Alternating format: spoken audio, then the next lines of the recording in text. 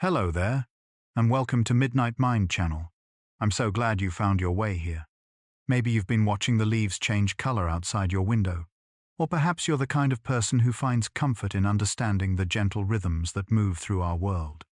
Either way, tonight's journey is for you. You've got nothing to do but rest. Let your mind soften, your breathing slow, and your body grow light, as if every tension is gently dissolving. Because tonight, we aren't simply thinking about seasons. We're drifting through the quiet cycles of Earth, understanding the ancient rhythms that have shaped life for billions of years, and discovering why these changes bring such deep comfort to the human soul. Beneath the surface of every season lies something remarkable. Think of a crisp autumn morning when the air smells different, or a spring day when you suddenly notice buds on trees that were bare yesterday. These moments weren't random. They were the result of our planet's patient dance around the sun, a choreography so precise that ancient peoples built monuments to track it, so reliable that every living thing on Earth has learned to move with its rhythm. Tonight, we'll travel gently through the landscape of seasons. We'll visit spring in its awakening moments, and winter in its quiet depths. We'll understand why autumn leaves change color, and how summer light affects your very cells. We'll discover why seasonal changes calm your nervous system, and why humans have always found deep meaning in nature's cycles. And just before we begin, if these calm, curious explorations help you unwind, or give you a quiet way to end your day, consider liking and subscribing to the channel. It helps others find their way here too, one sleepy soul at a time. Now, let's begin. Seasons exist because Earth tilts as it travels. Our planet doesn't stand upright as it orbits the sun. Earth tilts at an angle of 23.5 degrees, like a spinning top that's slightly off balance. This tilt has remained constant for millions of years, steady and unchanging. As Earth travels its yearly journey around the sun, this tilt means that different parts of the planet lean toward or away from the sun's warmth at different times. When your hemisphere tilts toward the sun, you experience summer. The sun's rays strike more directly. Daylight lasts longer. Warmth increases. When your hemisphere tilts away, winter arrives. The sun's rays come at a slant. Daylight shortens. Cold settles in. Spring and autumn are the transitions, the in-between times when neither tilt dominates, when balance briefly returns before tipping again. This tilt is not chaos. It is perfect consistency. The same angle, year after year, creating the same pattern of seasons, the same reliable rhythm. Your ancestors could count on it. You can count on it. No matter what changes in your life, no matter what feels uncertain, Earth continues its tilted journey, bringing seasons in their appointed time. Every season lasts approximately the same length every year. Spring arrives, stays for about 3 months, then yields to summer. Summer holds for roughly 3 months before autumn begins. Autumn persists for approximately 3 months until winter comes. Winter remains for about 3 months before spring returns. This pattern repeats endlessly, predictably, soothingly.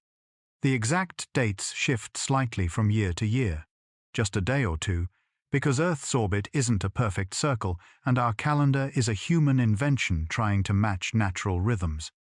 But the lengths remain remarkably consistent. Spring is always spring length. Summer is always summer length. You can trust this. You can rely on it. In a world where so much feels unpredictable, where circumstances change without warning, where you cannot control what happens tomorrow, the seasons offer something different. They offer reliability. They offer rhythm. They offer the comfort of knowing that change itself follows a pattern, that transformation happens within a structure, that nothing lasts forever but everything returns. Spring is Earth's exhale after winter's held breath. Winter is contraction. Life pulls inward, conserves energy, waits beneath the surface. Trees stand bare. Animals hibernate. Seeds lie dormant in frozen ground. Everything is holding, waiting, resting in the quiet cold. This is not death. This is the deepest rest, the most complete stillness. life gathering itself for what comes next. Then, something shifts. The angle of sunlight changes, the air warms slightly, and Earth begins to exhale. This exhale is spring. It starts slowly, almost imperceptibly. A slight softening in the frozen ground, a barely noticeable swelling in tree buds. Then it accelerates. Buds burst open, flowers push through soil, birds return from southern journeys. Life that was held so tightly begins to release, to expand, to reach outward again. Spring is not instant. It unfolds gradually, giving everything time to adjust, to wake slowly from winter's sleep. This gentleness is built into the season. Nature doesn't rush. It doesn't force. It simply allows the exhale to happen in its own time, at its own pace, with its own perfect rhythm. Trees know when to wake up. Trees don't have brains or nervous systems, yet they know precisely when to end their winter dormancy. They track two things: temperature and daylight. Inside each tree, chemical processes monitor the cold. Trees need a certain number of hours below a specific temperature, what scientists call chilling hours. Without enough cold, trees won't wake properly. The cold is necessary. It's part of the preparation. But cold alone isn't enough. Trees also measure daylight. As days lengthen in late winter and early spring, trees sense the increasing light. When the combination is right, when they've had enough cold and enough lengthening days, trees begin their awakening. Sap starts flowing, buds begin swelling, leaves prepare to emerge. This knowledge is ancient, built into trees over millions of years of evolution. Trees have survived countless springs, and the wisdom of when to wake is written in their very cells. They don't doubt. They don't second guess. They simply know, and when the time is right, they respond. There is something deeply comforting in this, in knowing that life has its own intelligence, its own timing, its own way of knowing when to rest and when to wake. Cherry blossoms bloom for only 1 week. In Japan, people gather to watch cherry blossoms bloom, a practice called hanami. They sit beneath the trees, often at night with lanterns, observing the flowers. Cherry blossoms open for approximately 1 week, sometimes less. The blooms are breathtakingly beautiful, delicate pink and white petals, creating clouds of color. Then they fall, drifting down like snow, carpeting the ground in softness. This brief blooming is not a tragedy. It is the point. The beauty is inseparable from its impermanence. If cherry blossoms lasted for months, they would not carry the same meaning, the same impact, the same ability to make people stop and pay attention. Because they are temporary, because they will soon be gone, people notice them, people appreciate them, people gather specifically to witness them. There is a Japanese concept called mono no aware, which roughly translates to the pathos of things, or sensitivity to impermanence. It's the bittersweet awareness that everything is temporary, and that this temporariness makes things more beautiful, not less. Cherry blossoms embody this perfectly. They bloom, they are glorious, they fall, and next spring they will bloom again. The cycle continues, reliable and beautiful, temporary and eternal at once. Spring flowers contain instructions from last year. When you see a daffodil or tulip blooming in spring, you're witnessing a plan made months ago. These flowers grow from bulbs, and those bulbs formed their flower buds the previous summer or autumn. Inside each bulb, protected and preserved through winter's cold, the flower already exists in miniature, waiting. All winter, while the ground was frozen and everything looked dead, the flower was there, complete, just waiting for the right conditions to emerge. The bulb knew what to do. It knew how to survive the cold. It knew when to push up through soil. It knew how to unfold its petals. All of this knowledge was stored inside, instructions written in the language of cells and chemistry. You are not so different. Inside you, there are plans and possibilities that were formed long ago. There are capacities that are simply waiting for the right conditions to emerge. There are parts of yourself that know what to do. that carry instructions you don't consciously remember receiving. Like spring bulbs, you contain more than is currently visible. And like spring bulbs, you will bloom when the conditions are right, not because you force it, but because it is already within you, waiting. Summer light affects your cells directly. When sunlight touches your skin, it doesn't just warm you. It enters your cells and changes how they function. Sunlight triggers the production of vitamin D, which is actually a hormone that affects nearly every system in your body. Your immune system, your bones, your mood, your sleep, all of these are influenced by the vitamin D that sunlight creates. But sunlight does more than this. It affects your circadian rhythm, the internal clock that governs when you feel awake and when you feel sleepy. Light entering your eyes sends signals to your brain, specifically to a tiny region called the suprachiasmatic nucleus, which acts as your body's master clock. Bright light, especially in the morning, tells your body it's time to be awake and alert. This is why summer, with its long days and abundant light, often makes people feel more energetic. Your cells respond to seasons. They know when it's summer. They adjust their functioning based on the light they receive. You are not separate from nature. You are part of nature. The same sun that makes plants grow also affects your biology, your mood, your energy. Summer light is not just pleasant. It is necessary, informative, deeply connected to your well-being. Bees sleep inside flowers. On cool summer nights, some bees don't return to the hive. Instead, they find a flower, crawl inside, and sleep there until morning. Photographers have captured images of bees curled up inside flowers, covered in pollen, completely still. The flower provides shelter. The bee provides pollination. It's a mutual arrangement, a cooperation between species. These sleeping bees are usually males, who don't have the same hive duties as female worker bees. They spend their days visiting flowers, and when evening comes and the temperature drops, they simply stay in whatever flower they're visiting. They curl up, become still, and rest. In the morning, when the sun warms them, they wake and continue their work. There is something deeply peaceful about this image. A bee, small and vulnerable, finding safety inside a flower.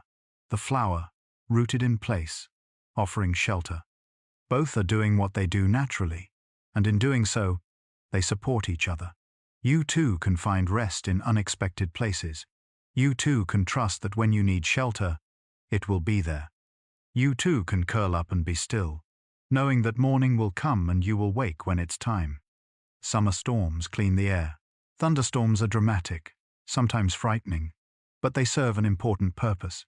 Lightning creates ozone, a molecule that helps break down pollutants. Rain washes dust and particles from the air, literally cleaning the atmosphere. After a summer storm, the air smells different, fresher, cleaner. This isn't imagination. The air actually is cleaner. The smell you notice after rain is called petrichor. It comes from oils that plants release during dry periods, which accumulate in soil and on surfaces. When rain falls, it releases these oils into the air, along with a compound called geosmin, which is produced by soil bacteria. Your nose is extremely sensitive to geosmin. You can detect it at concentrations as low as 5 parts per trillion. This is why even a small amount of rain creates that distinctive, pleasant smell. Storms are nature's way of resetting, of clearing out what has accumulated, of making space for freshness. The violence of thunder and lightning, the intensity of heavy rain, these are not destruction. They are cleansing. They are renewal. They are the atmosphere taking care of itself, maintaining balance, ensuring that life can continue. After the storm passes, everything is cleaner, fresher, ready to begin again. Fireflies glow to find each other in the dark. Summer nights in some regions are illuminated by fireflies, insects that produce their own light through a chemical reaction in their bodies. This process, called bioluminescence, is remarkably efficient. Nearly 100% of the energy is converted to light, with almost no heat produced. Human light bulbs, by comparison, waste most of their energy as heat. Fireflies create light to communicate. Males fly around flashing specific patterns, and females on the ground flash back if they're interested. Each species has its own pattern, its own rhythm, its own language of light. Some flash quickly, some slowly, some create long pulses, others short blinks. But all are sending the same basic message. I am here. Can you see me? Are you there? In the darkness of summer nights, fireflies find each other through light. They don't give up. They don't assume they're alone. They keep signaling, keep flashing, keep reaching out. And eventually, they connect. There is something hopeful in this, something that speaks to the human experience of reaching out in darkness, of signaling our presence, of hoping someone will see us and signal back. You are not the only one searching for connection. Everyone is flashing their light, hoping to be seen. Autumn leaves don't change color, they reveal it. The brilliant reds, oranges, and yellows of autumn leaves are not new colors. They were there all along, hidden beneath the green. During spring and summer, leaves are full of chlorophyll, the green pigment that captures sunlight for photosynthesis. Chlorophyll is so abundant and so green that it masks the other pigments present in the leaf. As days shorten and temperatures cool, trees begin preparing for winter. They stop producing chlorophyll. As the green pigment breaks down and isn't replaced, the other colors that were always present finally become visible. The yellows come from carotenoids, the same pigments that make carrots orange. The reds and purples come from anthocyanins, which the tree produces in autumn, possibly to protect leaves during the final weeks before they fall. Autumn leaves teach a quiet lesson.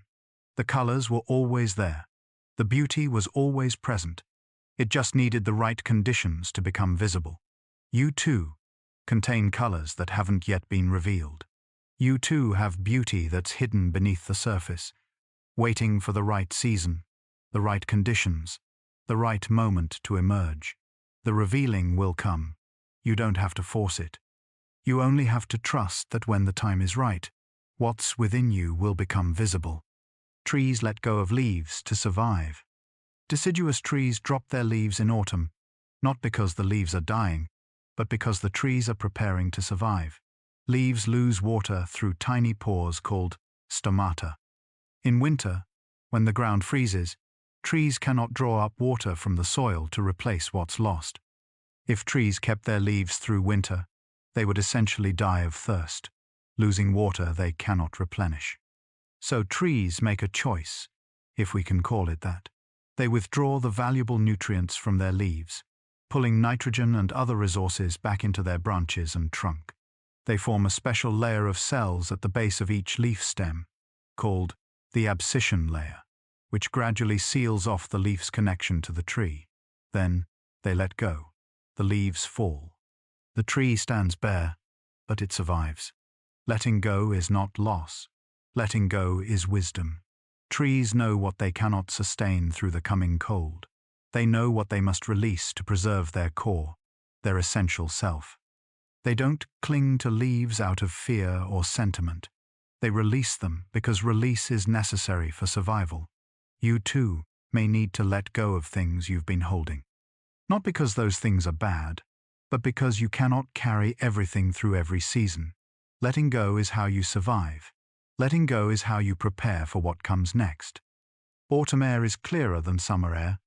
In autumn, the air often seems more transparent, more crystalline.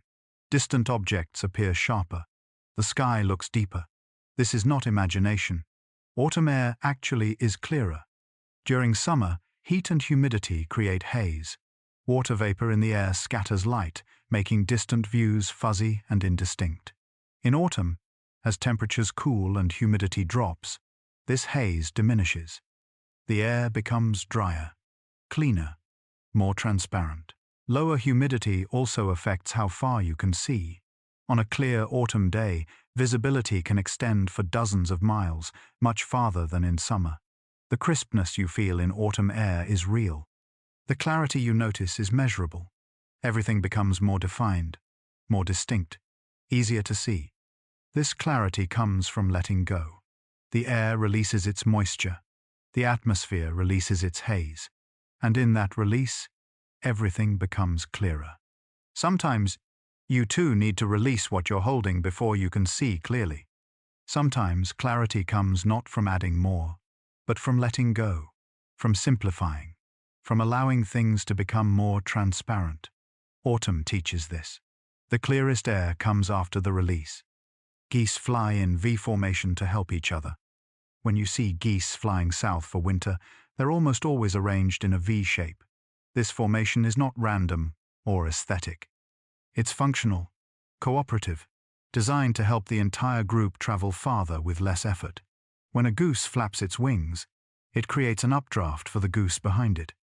By flying in V formation, the whole flock gains about 70% more flying range than if each bird flew alone. The lead position is the hardest. The goose at the front faces the most wind resistance, works the hardest. So geese take turns. When the lead goose tires, it rotates to the back of the formation, and another goose takes the lead position. They share the burden. They support each other. They make the journey possible through cooperation. If a goose becomes sick or injured and has to leave the formation, 2 other geese drop out with it.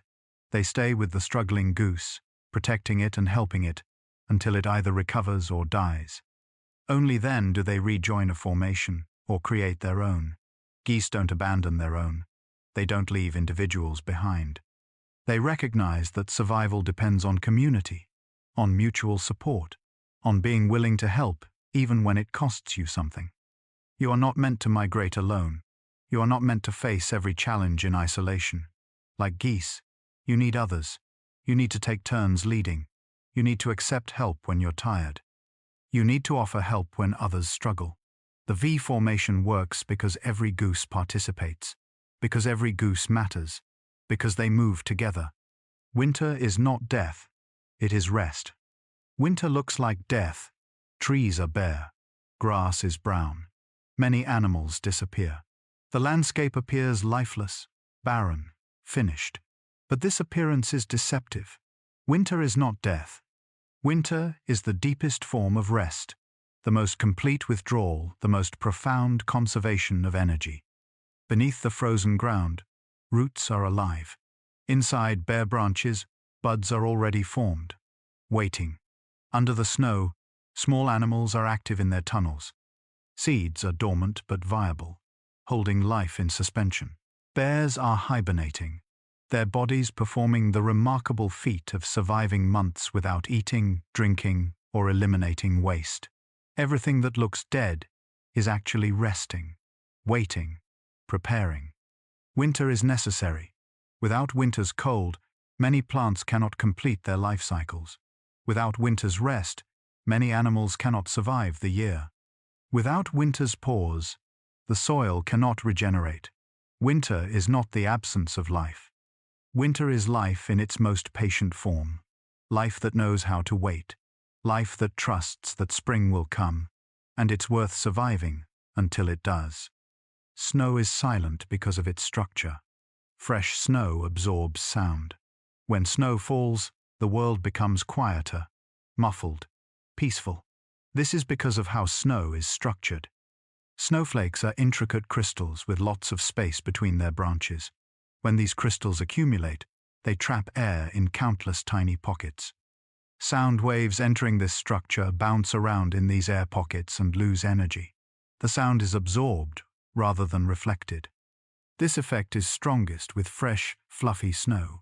As snow ages and compacts, it loses some of these air pockets and becomes less sound absorbent. But in the hours after a fresh snowfall, the world is genuinely quieter. Sounds don't travel as far. Echoes disappear. Everything becomes soft, muted, gentle. There is something deeply calming about this quietness.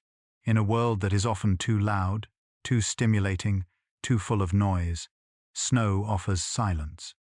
It offers a break from sound, a rest for your ears, a chance to hear your own thoughts without competition. Winter's silence is a gift. It's space. It's peace. It's the world becoming quiet enough that you can finally hear the subtle things, the gentle things, the things that are always there, but usually drowned out by noise. Animals that hibernate slow their hearts to almost nothing. Hibernation is not sleep. Sleep is something you do every night, a temporary state you can wake from easily. Hibernation is a profound physiological change, a state so deep that the animal is barely alive by normal standards. A hibernating animal's heart rate drops dramatically. A ground squirrel's heart normally beats about 200 times per minute. During hibernation, it drops to about 5 beats per minute. Body temperature also drops, sometimes to just barely above freezing. Breathing slows to a few breaths per hour. Metabolism decreases to a tiny fraction of normal. The animal is not conscious. It cannot be easily woken. It exists in a state between life and death, using almost no energy, surviving on stored fat, waiting for spring. This is trust at the deepest level. The animal trusts that its body knows how to do this. It trusts that it's stored enough fat. It trusts that spring will come. It trusts that when the time is right, it will wake. There is no anxiety in hibernation. There is no worry about whether this will work. The animal simply does what its biology directs, surrendering completely to the process, letting its body take over, trusting the ancient wisdom built into its cells. Winter sunlight is gentler on your eyes. In winter, the sun sits lower in the sky. Even at noon, it never rises as high as it does in summer. This means sunlight travels through more atmosphere before reaching you. The atmosphere filters and scatters some of the light, making it softer, less intense, easier on your eyes. Winter sunlight also has a different quality, a different color. It's often described as cooler, bluer, though on clear days it can appear golden and warm. This light creates long shadows, even in the middle of the day. It illuminates things from a different angle, making familiar landscapes look different, new, worth noticing again. This gentler light is a kindness. In a season that can feel harsh, when cold bites and darkness comes early, the sunlight that does appear is soft, manageable, not overwhelming. It's light you can look at without squinting. It's light that illuminates without blinding. It's light that reminds you that even in the darkest season, the sun is still there, still offering what it can, still providing light and warmth in whatever measure is possible. Evergreen trees stay green by having antifreeze. Pine trees, spruces, firs, and other evergreens keep their needles through winter. This seems impossible. How do they survive the cold when deciduous trees must drop their leaves? The answer is that evergreen needles contain special adaptations. They're coated with a waxy substance that reduces water loss. They're shaped to shed snow easily. And crucially, they contain compounds that act like antifreeze. These compounds, similar to the antifreeze you put in a car, lower the freezing point of water inside the cells. This prevents ice crystals from forming and rupturing cell walls. The needles can survive temperatures well below freezing because the water inside them doesn't freeze solid. It remains liquid, or at least slushy, allowing the cells to stay alive through winter. Evergreens teach a different lesson than deciduous trees. Where deciduous trees survive by letting go, evergreens survive by holding on. They find a way to keep what they have, to maintain their green even in the coldest months. Both strategies work. Both are valid. Sometimes you need to let go. Sometimes you need to hold on. Sometimes survival means releasing.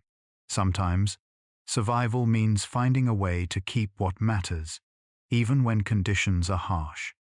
Ice crystals form in patterns because of water's structure.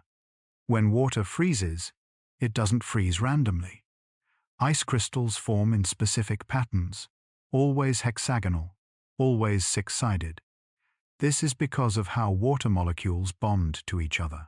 Each water molecule can form hydrogen bonds with 4 other water molecules, and when these bonds arrange themselves in the most stable configuration, they create a hexagonal structure.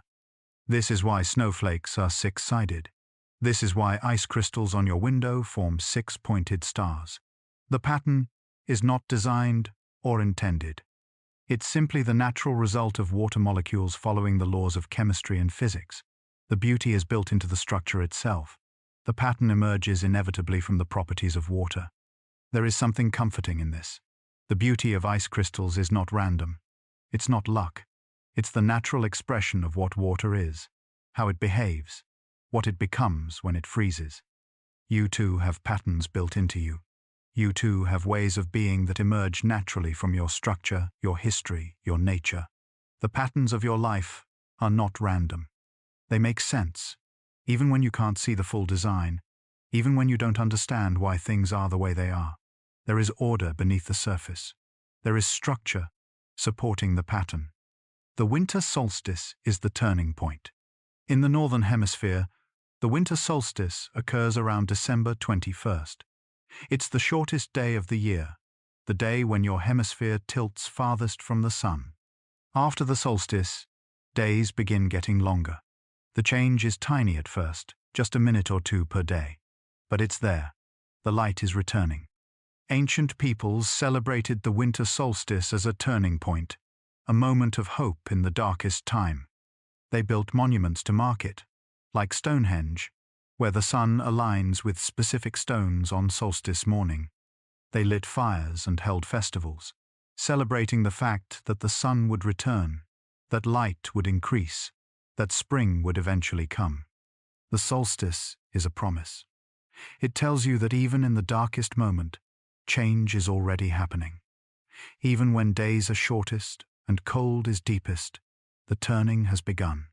You don't have to wait for spring to know that spring is coming. You don't have to wait for light to know that light is returning. The darkest moment contains the beginning of brightness. The turning point is not when things become easy. The turning point is when they stop getting harder and begin, slowly, to get easier. Your body knows what season it is. You don't need a calendar to know what season you're in. Your body knows. It tracks the changing length of days through light receptors in your eyes. It responds to temperature changes through sensors in your skin. It adjusts hormone production based on seasonal cues. Your sleep patterns change with the seasons. Your appetite changes. Your energy levels change. Your mood changes. This is called seasonal adaptation, and it's built into you. For most of human history, people lived much closer to nature's rhythms. They had to adapt to seasons to survive. They ate different foods in different seasons. They did different work. They even lived in different places, following animal migrations or seeking shelter from extreme weather. Your body still carries this ancient programming. In modern life, we try to override seasonal rhythms. We keep the same schedule year-round. We maintain constant indoor temperatures. We eat the same foods regardless of season. But your body still knows. It still responds. It still tries to adapt.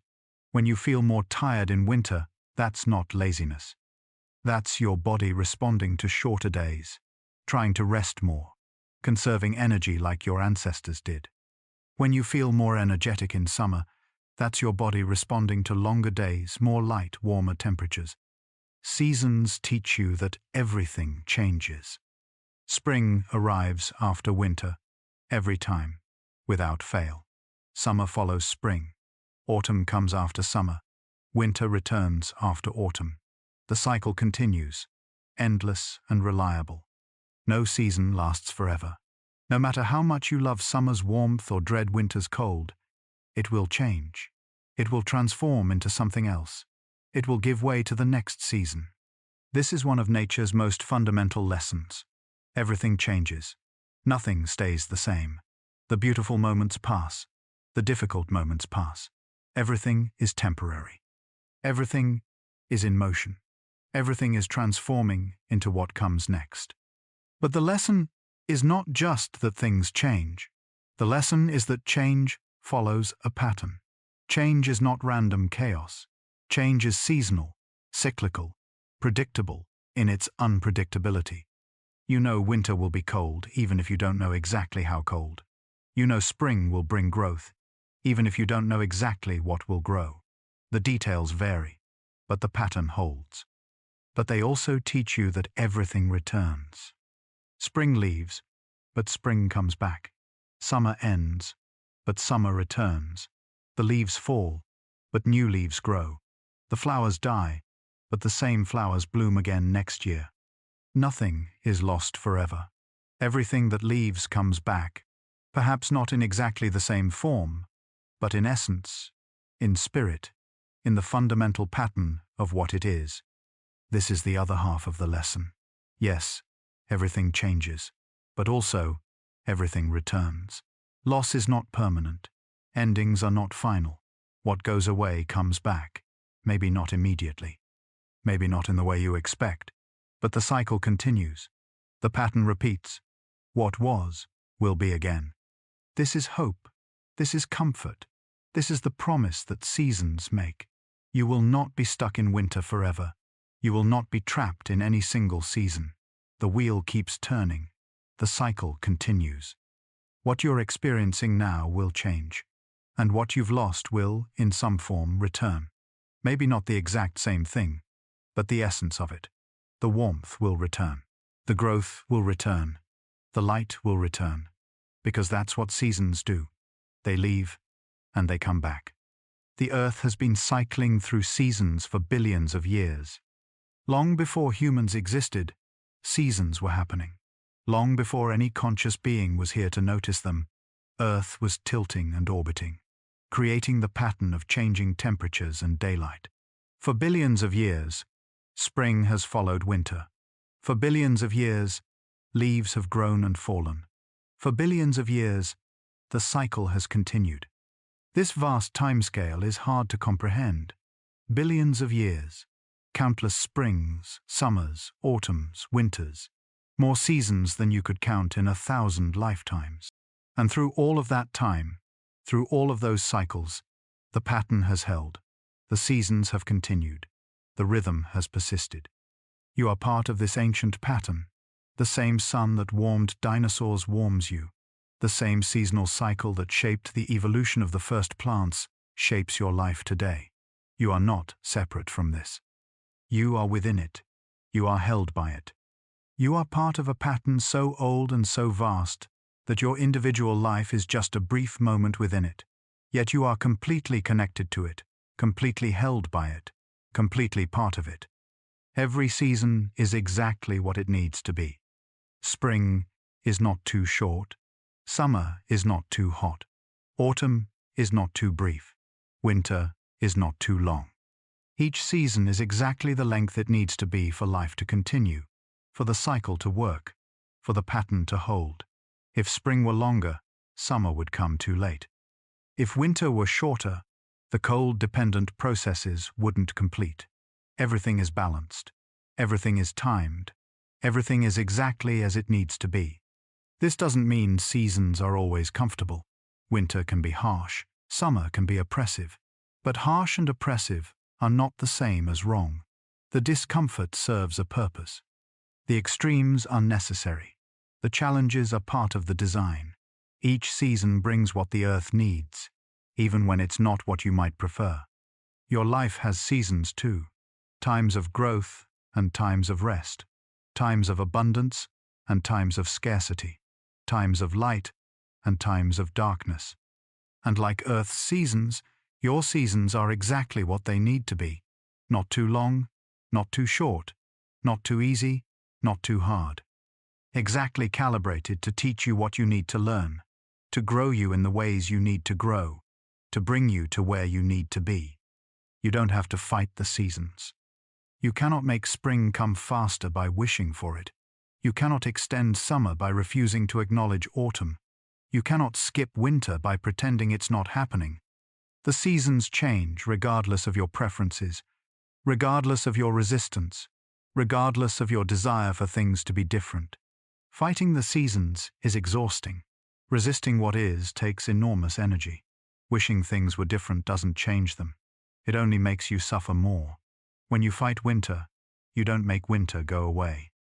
You just make yourself cold and miserable and exhausted from the fight. But when you accept the season you're in, something shifts. You can prepare for winter instead of denying it. You can dress warmly instead of pretending it's not cold. You can rest more instead of demanding that you maintain summer's pace. You can work with the season instead of against it. And in that acceptance, in that cooperation with what is, you find a kind of peace that resistance can never provide. You can trust the cycle. Spring will come. You don't have to make it happen. You don't have to force it. You don't have to do anything except wait and trust. Spring will come, because spring always comes. The earth will tilt toward the sun again. The days will lengthen again. The warmth will return again. This is not hope. This is certainty. This is how the world works. Summer will arrive. Autumn will follow. Winter will come. And then spring again. The cycle is trustworthy. It has never failed. In all of human history, in all of Earth's history, the seasons have continued their pattern. There is no reason to think they will stop. There is every reason to trust that they will continue. You can trust the cycle of your own life too. The difficult season you're in will not last forever. The winter of your life will give way to spring. The darkness will give way to light. The cold will give way to warmth, not because you deserve it or because you've earned it, but because that's how cycles work. They turn. They change. They bring you back around to where you need to be. Seasons ask nothing of you except presence. You don't have to make seasons happen. You don't have to improve them or fix them or change them. You don't have to be productive during them or achieve anything or prove anything. Seasons simply are, and they ask only that you be present for them, that you notice them, that you allow yourself to experience them. In spring, you can notice the buds opening. In summer, you can feel the warmth. In autumn, you can watch the colors change. In winter, you can appreciate the quiet. That's all. Just noticing. Just being present. Just allowing yourself to experience what is happening without needing to do anything about it. This is a profound relief. You are not responsible for making the seasons work. You are not in charge of the Earth's orbit or tilt. You don't have to manage the cycle or control the changes. You can simply be here, present, aware, experiencing each season as it comes, trusting that the next season will come when it's time, trusting that the cycle will continue without your effort or intervention. The same moon that pulls the tides watches over every season. Above all the seasonal changes, the moon continues its orbit. It waxes and wanes, cycles through its phases, pulls at the oceans to create tides. The moon sees every spring, every summer, every autumn, every winter. It watches over all of it, constant and patient, reflecting the sun's light even in the darkest nights. The moon is not affected by seasons. It doesn't change with the weather. It doesn't care if it's winter or summer on Earth. It simply continues its ancient orbit, the same orbit it's followed for billions of years, the same path it will follow for billions more. The moon is a reminder that some things remain constant, even while everything else changes. When you look at the moon, you're seeing the same moon that every human who has ever lived has seen. The same moon that watched over your ancestors watches over you. The same moon that will watch over your descendants. The moon connects you to all of time, to everyone who has ever looked up and found comfort in its presence, to everyone who will ever do the same. And the sun rises every morning, regardless of season. Winter or summer, spring or autumn, the sun rises, every single day, without exception, without fail. The sun comes up. The timing changes. The angle changes. The intensity changes. But the sun always rises. You can count on this. You can trust this. No matter how dark the night, no matter how long the winter, the sun will rise again. This is perhaps the most fundamental comfort that seasons offer. No matter what changes, no matter how cold or dark or difficult things become, the sun keeps rising. The light keeps returning. The warmth keeps coming back, not always when you want it, not always in the measure you hope for, but it comes. It always comes. You are held by forces larger than yourself. The sun's gravity holds Earth in its orbit. Earth's gravity holds you on its surface. The tilt of the Earth creates the seasons. The moon pulls the tides. All of these vast forces are working, constantly, reliably, holding everything in place, keeping the patterns going, ensuring that the cycle continues. You are held by this. You are part of this. You are safe within this vast, ancient, reliable pattern. Your breath is a season unto itself. Inhale is spring, the drawing in of air, the expansion of your lungs, the bringing in of oxygen. Hold is summer, the brief moment of fullness, when your lungs are complete, when you have what you need. Exhale is autumn, the releasing of air, the letting go of what you no longer need, the carbon dioxide leaving your body. The pause after exhale is winter, the moment of emptiness, of rest, before the cycle begins again. Every breath is a complete cycle. Every breath moves through all the seasons in miniature. You are constantly cycling, constantly changing, constantly moving through the pattern. And like Earth's seasons, your breath continues without your conscious effort. You don't have to remember to breathe. You don't have to manage the cycle. Your body knows. Your body does it. The wisdom is built in. Right now, as you rest, your breath is cycling. Inhale, hold, exhale, pause. Spring, summer, autumn, winter. The pattern continues. The rhythm persists. You are breathing the same pattern that every human has breathed, that every animal has breathed, that every living thing has breathed. You are part of the cycle. You are held by the cycle.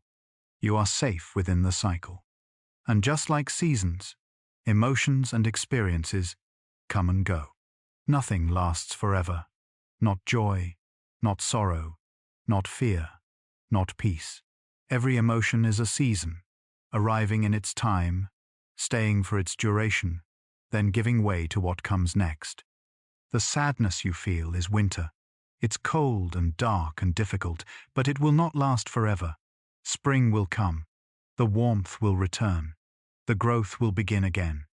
The joy you feel is summer. It's bright and warm and wonderful, but it too will change. Autumn will arrive. Things will shift. This doesn't diminish the joy. It makes it precious. It makes it worth savoring. Because you know it's temporary, because you know it will change, you can appreciate it fully while it's here. Every experience is seasonal. Every phase of your life is a season. And just like Earth's seasons, your seasons follow a pattern. They cycle. They return. What leaves will come back. What ends will begin again. You are not stuck in any single season. You are moving through them, held by the cycle, carried by the rhythm, part of the vast pattern that has been unfolding for billions of years and will continue for billions more. Tonight, as you rest, the Earth continues turning. Right now, in this moment, Earth is rotating on its axis. It completes one full rotation every 24 hours, creating day and night, creating the rhythm of light and dark that governs your life. This rotation is so smooth, so steady, that you cannot feel it, but it's happening. You are moving through space at about 1,000 miles per hour as Earth spins, and you don't feel any of it because the motion is so constant, so reliable. Earth is also orbiting the Sun. Right now, you are traveling through space at about 67,000 miles per hour, following Earth's elliptical path around the Sun. This journey takes 1 year. This journey creates the seasons. And you don't feel this motion either. You are held so completely, so safely, that you can rest, can sleep, can be completely unaware of the vast movements carrying you through space. The Earth continues turning whether you're awake or asleep, whether you're aware of it or not. The seasons continue, whether you're paying attention or not. The cycle persists without your effort, without your management, without your control. You can rest. You can let go. You can trust that the Earth knows what it's doing, that the pattern will continue, that you are held. The stars above you are the same stars that guided ancient travelers. When you look up at the night sky, you're seeing the same stars that humans have seen for thousands of years, the same constellations that ancient sailors used to navigate, the same stars that ancient peoples used to mark the seasons, to know when to plant crops, to track the passage of time. The stars are constant. They are reliable. They are always there, even when clouds hide them, even when city lights drown them out. The stars connect you to everyone who has ever looked up, to every person who has ever felt small beneath the vast sky, to every person who has ever found comfort in the constancy of stars, to every person who has ever used stars to find their way home. You are part of this long lineage of humans looking up, wondering, finding meaning in the patterns above. The stars remind you that you are part of something vast, that your life, while brief, is connected to patterns that span millennia, that the same forces that move stars also move through you, that you are made of the same elements that make up stars. You are, quite literally, made of stardust. You are the universe experiencing itself. You are part of the pattern. And somewhere, in another part of the world, someone is experiencing the opposite season. While you experience winter, someone on the other side of the earth experiences summer. While you watch leaves fall, someone else watches flowers bloom. While you bundle against cold, someone else seeks shade from heat. The seasons are not universal. They are local. They depend on where you are, on which hemisphere you're in, on your position on Earth's tilted axis. This is a reminder that your experience, while real and valid, is not the only experience. That difficulty and ease exist simultaneously in different places. That while you're in a hard season, someone else is in an easy season. And when your season changes, when your winter becomes spring, someone else's summer will become autumn. The cycle continues, but not everyone is in the same place in the cycle at the same time. This is true for your life too. When you're in a difficult season, others around you might be in easier seasons. This doesn't diminish your difficulty. It doesn't mean you should feel guilty for struggling when others are thriving. It simply means that seasons are individual as well as collective. Everyone moves through the cycle, but not everyone moves through it at the same pace or at the same time. You are where you are. That's okay. Your season is valid. Your experience matters. The earth doesn't hurry through seasons. Spring doesn't rush to become summer. Summer doesn't hurry toward autumn. Each season takes its time, unfolds at its own pace, allows everything to happen in the order it needs to happen. Trees don't leaf out all at once. They do it gradually, over weeks. Flowers don't all bloom on the same day. They bloom in sequence, each species in its time. Watch a tree in early spring. One day you notice the first hint of green, tiny buds beginning to swell on bare branches. The next day, the buds are slightly larger. A week later, some have opened into small leaves, still pale and tender. Another week passes, and more leaves have emerged, growing larger, deepening in color. This process takes weeks, sometimes a full month or more. The tree doesn't try to speed it up. It doesn't push all its buds to open simultaneously. It unfolds gradually, steadily, allowing each stage to complete before moving to the next. This gradual unfolding serves a purpose. If all the leaves emerged at once, the tree would need enormous resources all at the same moment. The sudden demand might overwhelm its systems. But by leafing out gradually, the tree can allocate resources efficiently, can adjust to changing conditions, can protect itself if a late frost threatens. The slowness is not inefficiency. The slowness is wisdom. The slowness is how healthy growth actually happens. Flowers bloom in sequence throughout spring and summer. First come the early bulbs, crocuses and snowdrops, pushing through frozen ground, sometimes blooming while snow still covers the earth around them. Then daffodils and tulips, then cherry blossoms and magnolias, then azaleas and rhododendrons, then roses and peonies, then daylilies and black-eyed Susans. Each species has its time, its window, its moment in the seasonal progression. This sequencing means that pollinators always have something to visit, that the landscape is constantly changing, that spring and summer are not a single burst of bloom, but a long, slow wave of flowering that lasts for months. If everything bloomed at once, it would be spectacular for a week and then over. But nature doesn't work that way. Nature spreads things out, allows each flower its moment, creates a progression that sustains life throughout the growing season.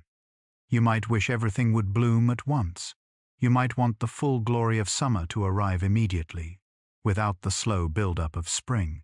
But the slow build-up is necessary. It gives plants time to establish roots, to build strength, to prepare for the demands of full bloom. It gives pollinators time to emerge, to multiply, to be ready when the flowers need them. It gives the soil time to warm, microorganisms time to activate, systems time to come online. Everything is connected, and everything needs time. There is no rushing in nature. This is one of nature's most fundamental characteristics. Everything happens at the pace it happens. Rivers don't try to flow faster to reach the ocean sooner. Mountains don't try to erode more quickly. Trees don't try to grow taller in less time. Everything unfolds according to the laws of physics, chemistry, and biology, according to the resources available, according to the conditions present. There is no sense of hurry, no anxiety about taking too long, no comparison to how fast other things are happening. A seed in the ground is not thinking about how long germination is taking. It's simply responding to moisture and temperature, swelling when conditions are right, sending out a root when the time comes, pushing up a shoot when it's ready. The process takes as long as it takes. Some seeds germinate in days. Others take weeks or even months.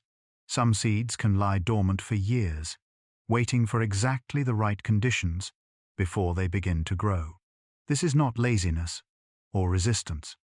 This is the seed's wisdom, its built-in knowledge of what it needs. There is only the steady, patient unfolding of what needs to happen. Steady means consistent, reliable, not erratic or rushed. Patient means without anxiety, without urgency, without the sense that things should be happening faster. Unfolding means opening, revealing, becoming what was always potential but not yet visible. This is how nature works, not through force or urgency, but through steady, patient unfolding. Think of a flower bud. Inside that tight, closed bud, the flower already exists in miniature. All the petals are there, folded and compressed, waiting. The bud doesn't force itself open. It doesn't strain or push or try to bloom before it's ready. It simply responds to signals: warmth, light, moisture, hormones. When all the signals are right, the bud begins to open. Slowly, gradually, one petal loosening, then another, until the flower is fully open, displaying its beauty to the world. This opening happens at exactly the right pace for that particular flower. Roses open at a different pace than tulips. Peonies open at a different pace than daisies. Each flower has its own timing, its own rhythm, its own way of unfolding, and each flower's timing is perfect for what that flower needs. There is no universal correct pace. There is only each flower's own pace which is exactly right for it. Seeds don't try to germinate faster. They wait for the right conditions. A seed can wait for years if necessary. Buried in soil, it remains dormant, alive but not growing, holding its potential in suspension. It's waiting for specific signals: the right temperature, the right amount of moisture, sometimes the right amount of light, or even the right kind of disturbance to its seed coat. Until those conditions are met, the seed waits. It doesn't doubt itself. It doesn't wonder if it's taking too long. It doesn't compare itself to other seeds that have already sprouted. It simply waits. When the right conditions finally arrive, the seed responds. It absorbs water, swells, breaks its seed coat, sends out a root. This process is called germination, and it's one of the most miraculous transformations in nature. A hard, dry seed becomes a living, growing plant. But this miracle can't be rushed. It happens in stages, each stage depending on the previous one, each stage taking exactly as long as it needs to take. You cannot make a seed germinate faster by wanting it to. You cannot speed up the process by checking on it constantly or worrying about it. You can only provide the right conditions and then wait. The seed will germinate when it's ready, when all its internal processes have completed, when the conditions are truly right. Your impatience doesn't affect the seed's timing. Your anxiety doesn't speed up the process. The seed follows its own rhythm, and that rhythm is exactly what it needs. Animals don't try to migrate sooner. They wait for the right signals. Birds that migrate thousands of miles don't leave on a whim. They don't decide one day that they're tired of winter and ready for spring. They wait for specific environmental cues, changing day length, shifting temperatures, available food supply. These cues trigger hormonal changes that prepare their bodies for migration and eventually prompt them to begin their journey. The timing of migration is crucial. Leave too early, and you might arrive at your destination before food is available. Leave too late, and you might face harsh weather or miss the best breeding opportunities. So birds wait for the signals that tell them the time is right. They trust these signals, these ancient cues that have guided their species for millennia. They don't second-guess. They don't rush. They wait until the signals are clear, and then they go. Monarch butterflies migrate from Canada and the northern United States to central Mexico, a journey of up to 3,000 miles. They've never made this journey before. They've never seen the destination. Yet they know when to leave and which direction to fly. This knowledge is built into them, encoded in their biology. When the days shorten and the temperatures drop, when the milkweed plants begin to die back, the butterflies know it's time. They gather in huge groups and begin their journey, flying steadily southward, trusting the guidance built into their cells. Everything happens in its time, at its pace, according to the rhythm built into it. This is perhaps the most important principle to understand. Everything has a rhythm. Trees have a rhythm of growth. Flowers have a rhythm of blooming. Seeds have a rhythm of germination. Animals have rhythms of migration, hibernation, reproduction. These rhythms are not arbitrary. They're not chosen or decided. They're built in, inherent, part of the fundamental nature of each living thing. Your body has rhythms too. Your heart beats in rhythm. Your lungs breathe in rhythm. Your cells divide in rhythm. Your hormones fluctuate in rhythm. Your sleep and wake cycles follow a rhythm. These rhythms are not under your conscious control.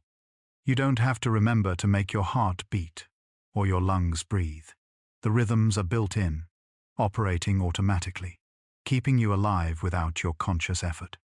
Your healing has a rhythm too. Your growth has a rhythm. Your transformation has a rhythm. These rhythms are just as built in as your heartbeat, just as automatic as your breathing. You don't have to manage them, or control them, or speed them up. They're happening according to their own internal timing, responding to conditions, unfolding in the order they need to unfold. Your job is not to control the rhythm. Your job is to trust it. You don't have to hurry either. This is the permission that nature offers. This is the wisdom that seasons teach. You don't have to move faster than you're moving. You don't have to be further along than you are. You don't have to rush through your current season to get to the next one. You can move at your own pace, the pace that's actually right for you, the pace that allows healthy growth rather than forced, fragile growth. Hurrying is a human invention. Animals don't hurry. Plants don't hurry. The earth doesn't hurry. Only humans, with our consciousness and our anxiety and our ability to imagine the future, try to rush through the present to get to what comes next. We're always leaning forward, straining ahead, trying to make things happen faster. We've forgotten how to move at a natural pace. We've forgotten that healthy growth takes time. Think about what happens when you try to hurry growth. If you try to force a flower to bloom by prying open its petals, you damage it.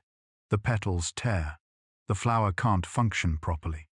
It might look open, but it's been harmed by the forcing. If you try to help a butterfly emerge from its chrysalis by cutting it open, you doom the butterfly. The struggle to emerge is what pushes fluid into its wings, allowing them to expand and harden. Without that struggle, the butterfly's wings remain crumpled and useless. Forcing things to happen faster than they're ready to happen doesn't help. It harms. It creates damage. It interferes with processes that need to unfold in their own time. And yet, we try to force our own growth all the time. We try to rush our healing. We try to speed up our transformation. We get impatient with our own pace, and try to make ourselves move faster. And in doing so, we often create more problems, more delays, more damage that then needs to heal. You don't have to force yourself through your seasons faster. If you're in winter, you don't have to try to make spring come sooner. If you're in spring, you don't have to try to skip ahead to summer. Each season has its purpose, its gifts, its necessary work. Winter's rest is not wasted time. Spring's gradual awakening is not inefficiency. Each season is doing what it needs to do, and trying to rush through it means missing what it has to offer. Your winter season, your time of rest and dormancy, is preparing you for growth. It's allowing your energy to replenish. It's giving your nervous system time to settle. It's creating space for integration, for processing, for the deep work that happens beneath the surface. If you try to skip winter, if you try to force yourself into spring before winter is complete, you enter spring depleted rather than rested, fragile rather than strong. Your spring season, your time of new growth and emerging possibilities, needs time to unfold. The new parts of yourself that are emerging are tender, vulnerable, not yet strong. They need time to establish, to strengthen, to develop resilience. If you try to rush through spring, if you demand that the tender new growth immediately become strong and capable, you risk damaging what's trying to emerge. Spring growth needs gentleness, patience, time to develop at its own pace.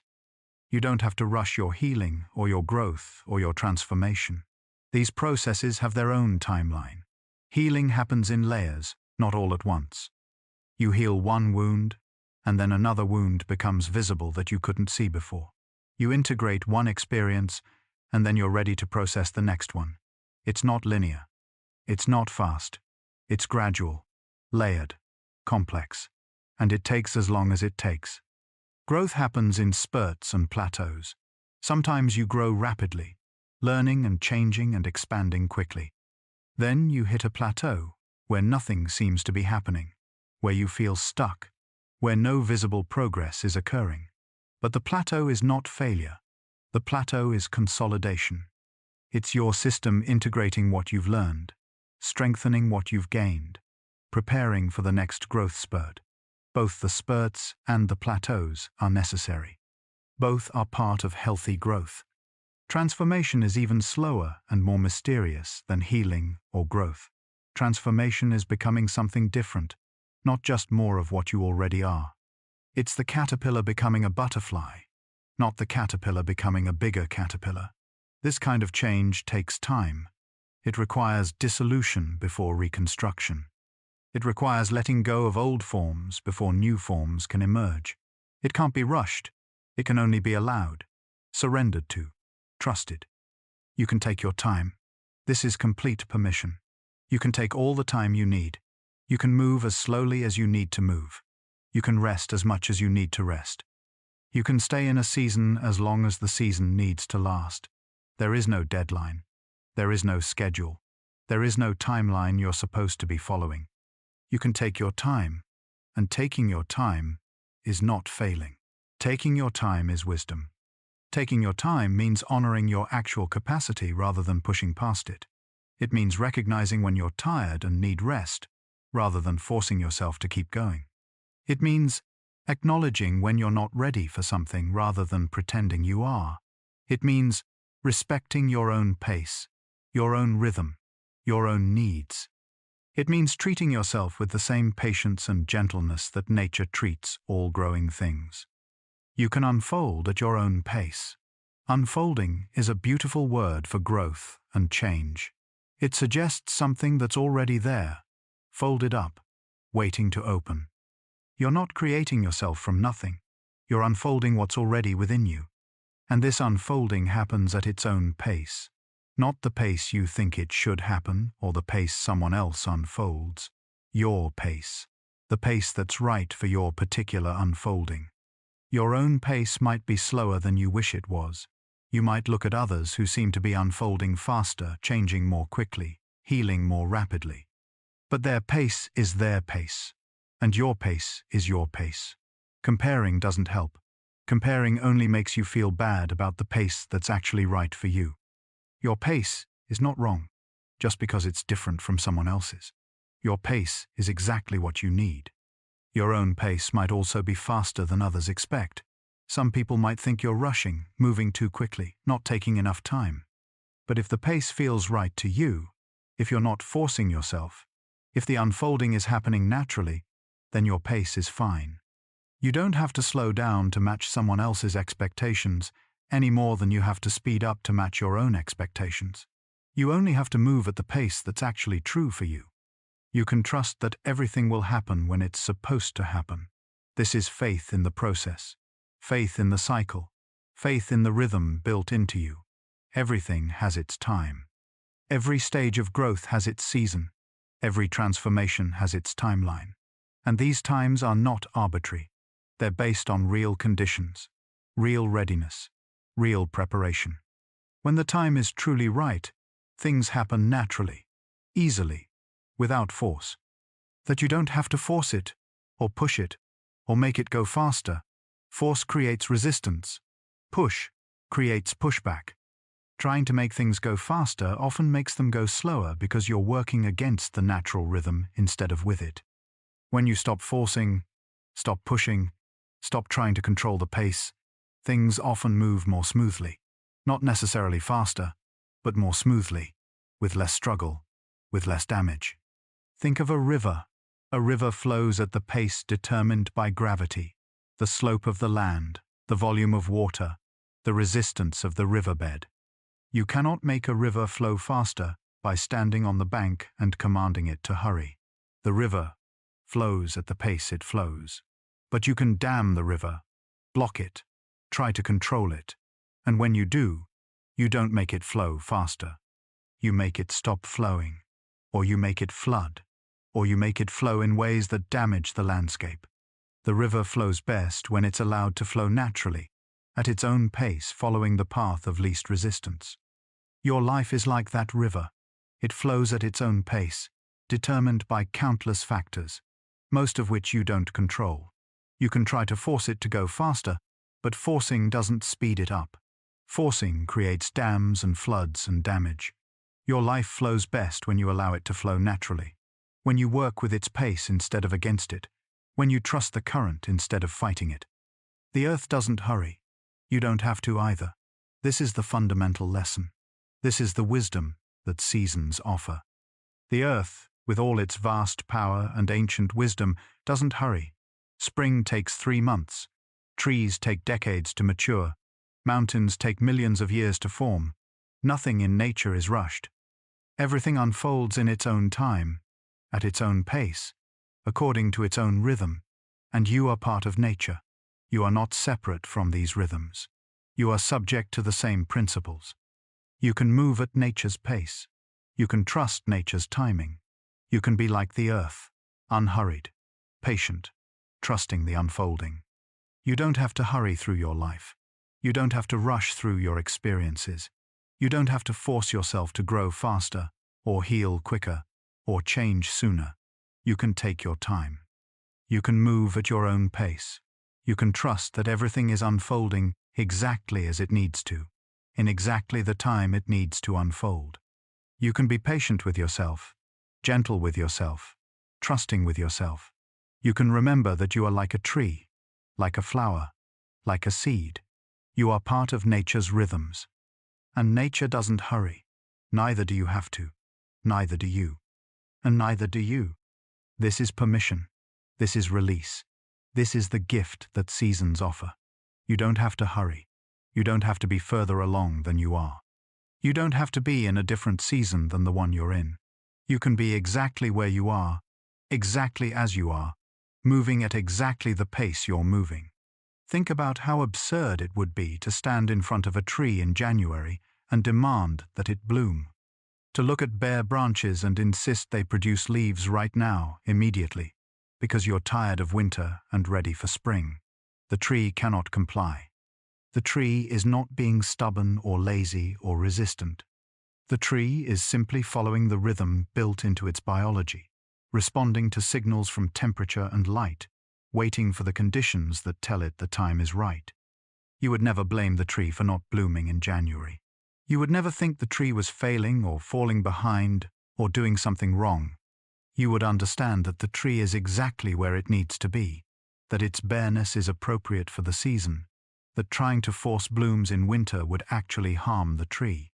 You would trust that the tree knows what it's doing, that it will bloom when the time is right, that its internal wisdom is more reliable than your external impatience. And yet, you don't extend this same understanding to yourself. You look at your own life and see all the ways you're not where you think you should be. You compare yourself to others who seem to be in different seasons, who seem to be blooming while you're still bare. You judge yourself for not being further along, for not having achieved more, for not being in a different place than where you actually are. You rush yourself, push yourself, demand that you bloom in January. But you are not separate from nature. You are not exempt from the rhythms that govern all living things. You have seasons too. Internal seasons that don't follow the calendar, that don't align with external expectations, that move at their own pace according to conditions you don't fully control. And just like trees, you cannot force yourself to bloom before the conditions are right. Just like trees, you have wisdom built into you that knows when it's time to grow and when it's time to rest. You don't have to hurry. This is countercultural. We live in a world that glorifies speed, that rewards rushing, that treats patience as weakness and waiting as wasted time. Everything is supposed to happen faster. You're supposed to achieve more in less time. You're supposed to be constantly productive, constantly improving, constantly moving forward at an ever-increasing pace. The message is everywhere. Hurry up, speed up, don't waste time, get ahead, move faster. But seasons don't hurry. Spring takes approximately 3 months to unfold. It doesn't try to compress itself into 3 weeks because someone is impatient for summer. Buds swell gradually. Flowers open in sequence. Growth happens at the pace that growth happens, determined by temperature and moisture and light, not by anyone's desire for it to happen faster. And this unhurried pace is not inefficiency. It's necessity. It's the pace at which healthy growth actually occurs. When you try to hurry growth, you damage it. Farmers know this. You cannot make a plant grow faster by pulling on it. You cannot force fruit to ripen by heating it artificially without affecting its quality. You cannot rush a seed to germinate by prying it open. Growth has its own timeline, its own requirements, its own pace. Respecting this pace is not patience in the sense of gritting your teeth and waiting. It's wisdom. It's understanding how growth actually works. You don't have to be further along than you are. Right now, you are exactly as far along as you are. This is not a judgment. It's not praise or criticism. It's simply fact. You have lived the life you've lived. You've had the experiences you've had. You've learned what you've learned and not yet learned what you haven't. You've healed what you've healed and are still healing what you're still healing. You've grown in the ways you've grown and have more growing ahead of you. This is where you are. This is how far along you are. And it's exactly right. Being further along is not better. Being in a different place is not more valuable. You are not in a race. There is no finish line you're trying to reach, no destination where you'll finally be done, finally be complete, finally be acceptable. Life is not a journey toward some future moment of arrival. Life is what's happening right now, in whatever season you're in, at whatever pace you're moving. Being here, now, at this point in your journey, is not less valuable than being somewhere else. You don't have to be in a different season than the one you're in. If you're in winter, you don't have to pretend it's spring. If you're in autumn, you don't have to act like it's summer. Your season is your season. It's not wrong. It's not a mistake. It's not something you need to change or fix or hurry through. It's where you are, and where you are is valid. Sometimes you're in winter when everyone around you seems to be in summer. They're blooming and growing and thriving, and you're bare and cold and dormant. This can feel isolating. It can feel like you're doing something wrong, like you're falling behind, like there's something defective about you that keeps you stuck in winter while others have moved on to warmer seasons. But seasons are not synchronized across all people.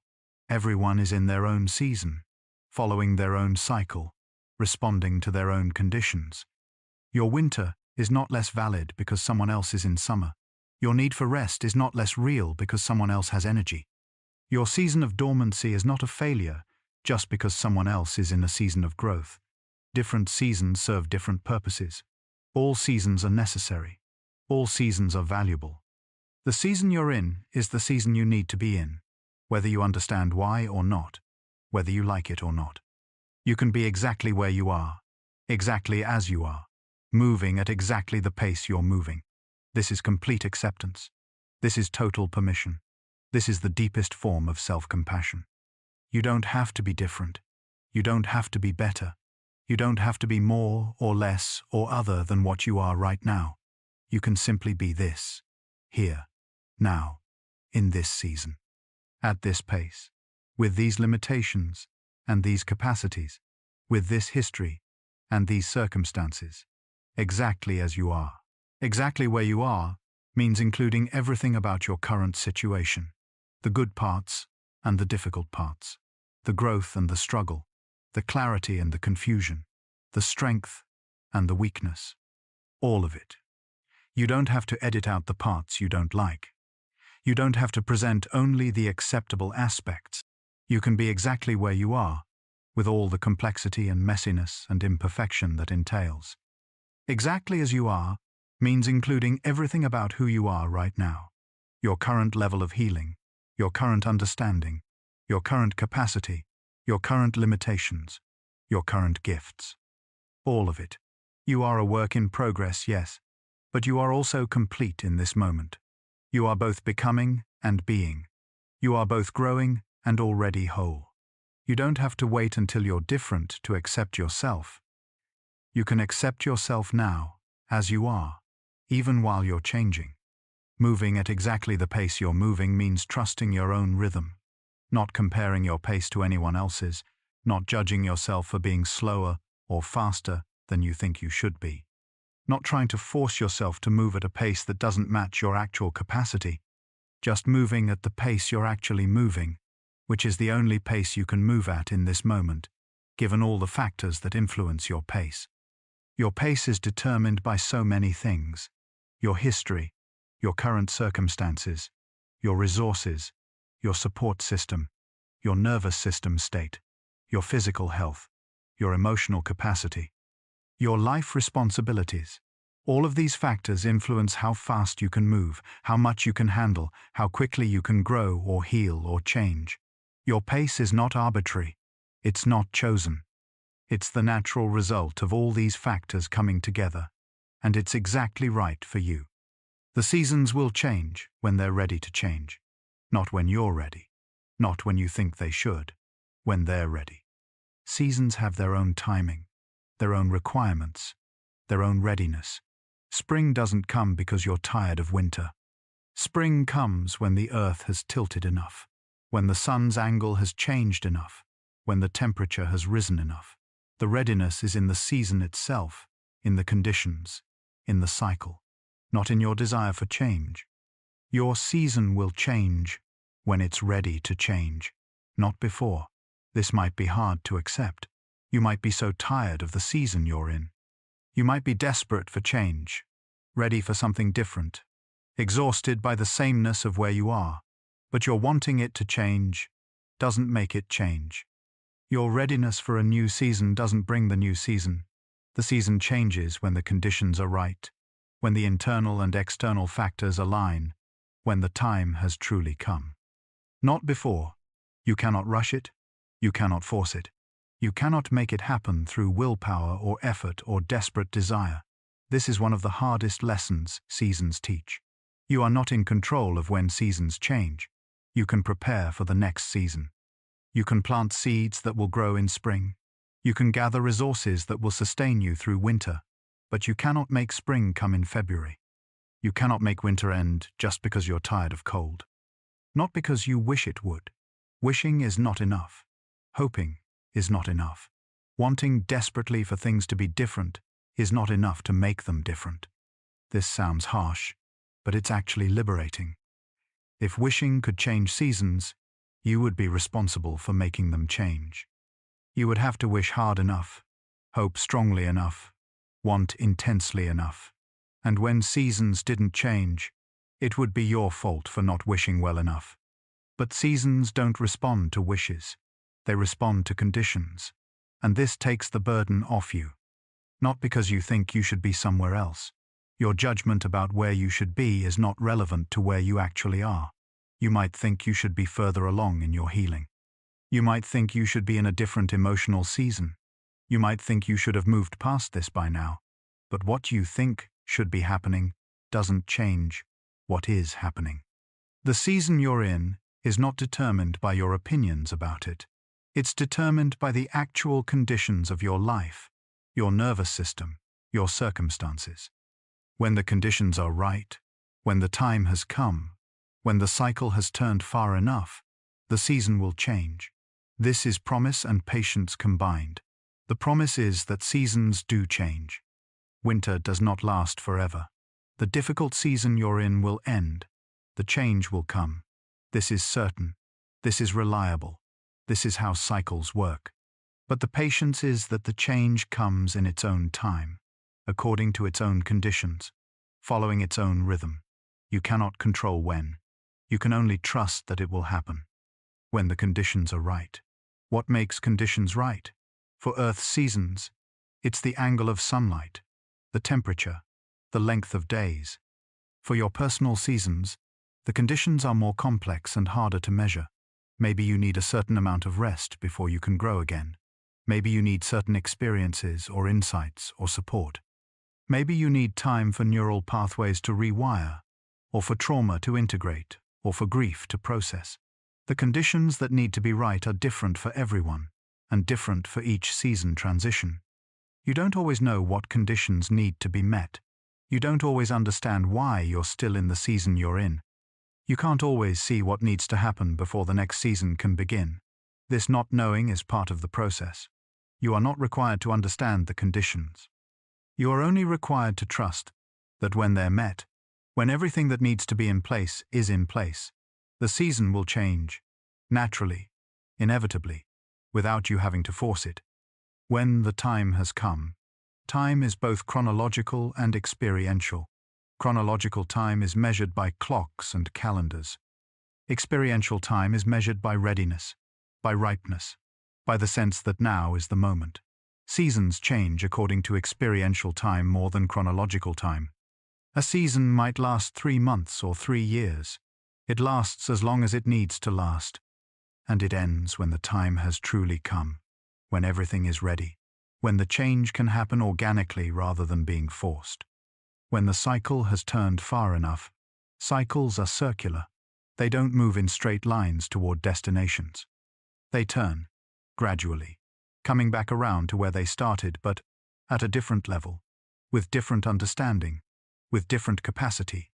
Your life cycle is turning constantly.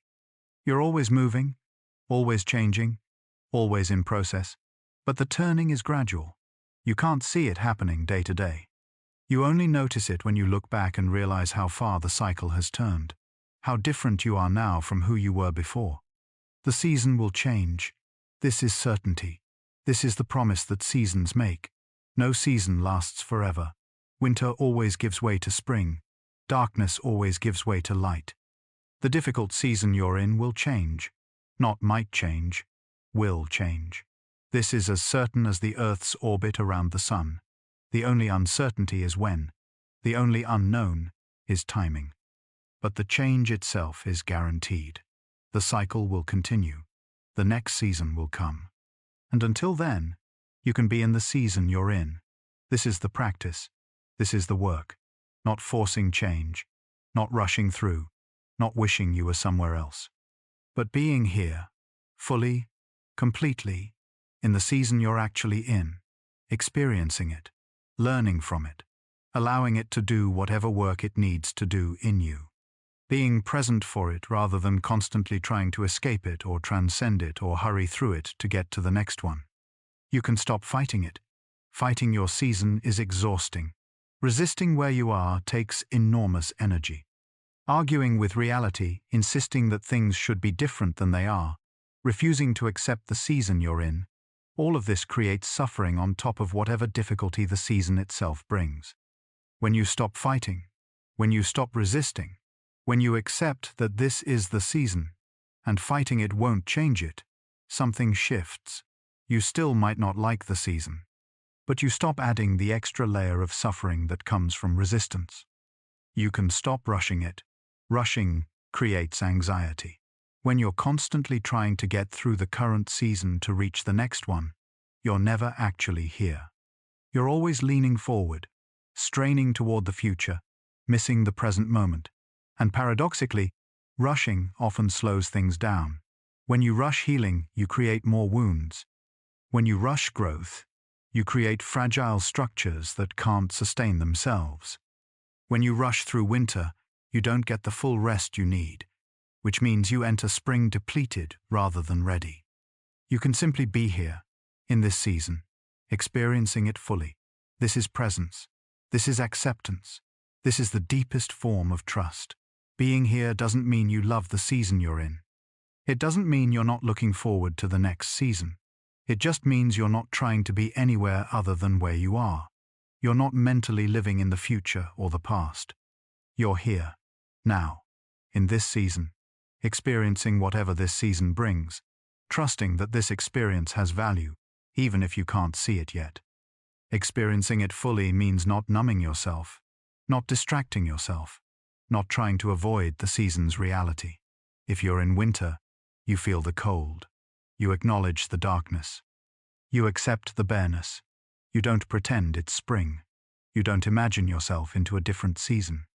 You're in winter, and you let yourself fully experience what winter is, what winter feels like, what winter asks of you, trusting that the next season will come when it's time. This is faith. Not religious faith necessarily, but faith in the cycle, faith in the pattern, faith in the reliability of change. Spring always follows winter. Always. In all of Earth's history, this has never failed. Winter has never lasted forever. Spring has never failed to come. You can trust this pattern. You can trust that your winter will also give way to spring, that your difficult season will also change, that the cycle that has held for billions of years will continue to hold for you. When it's time. Not when you decide it's time. Not when you think it should be time. When it actually is time. When the conditions are right. When the cycle has turned far enough. This requires surrender. This requires letting go of control.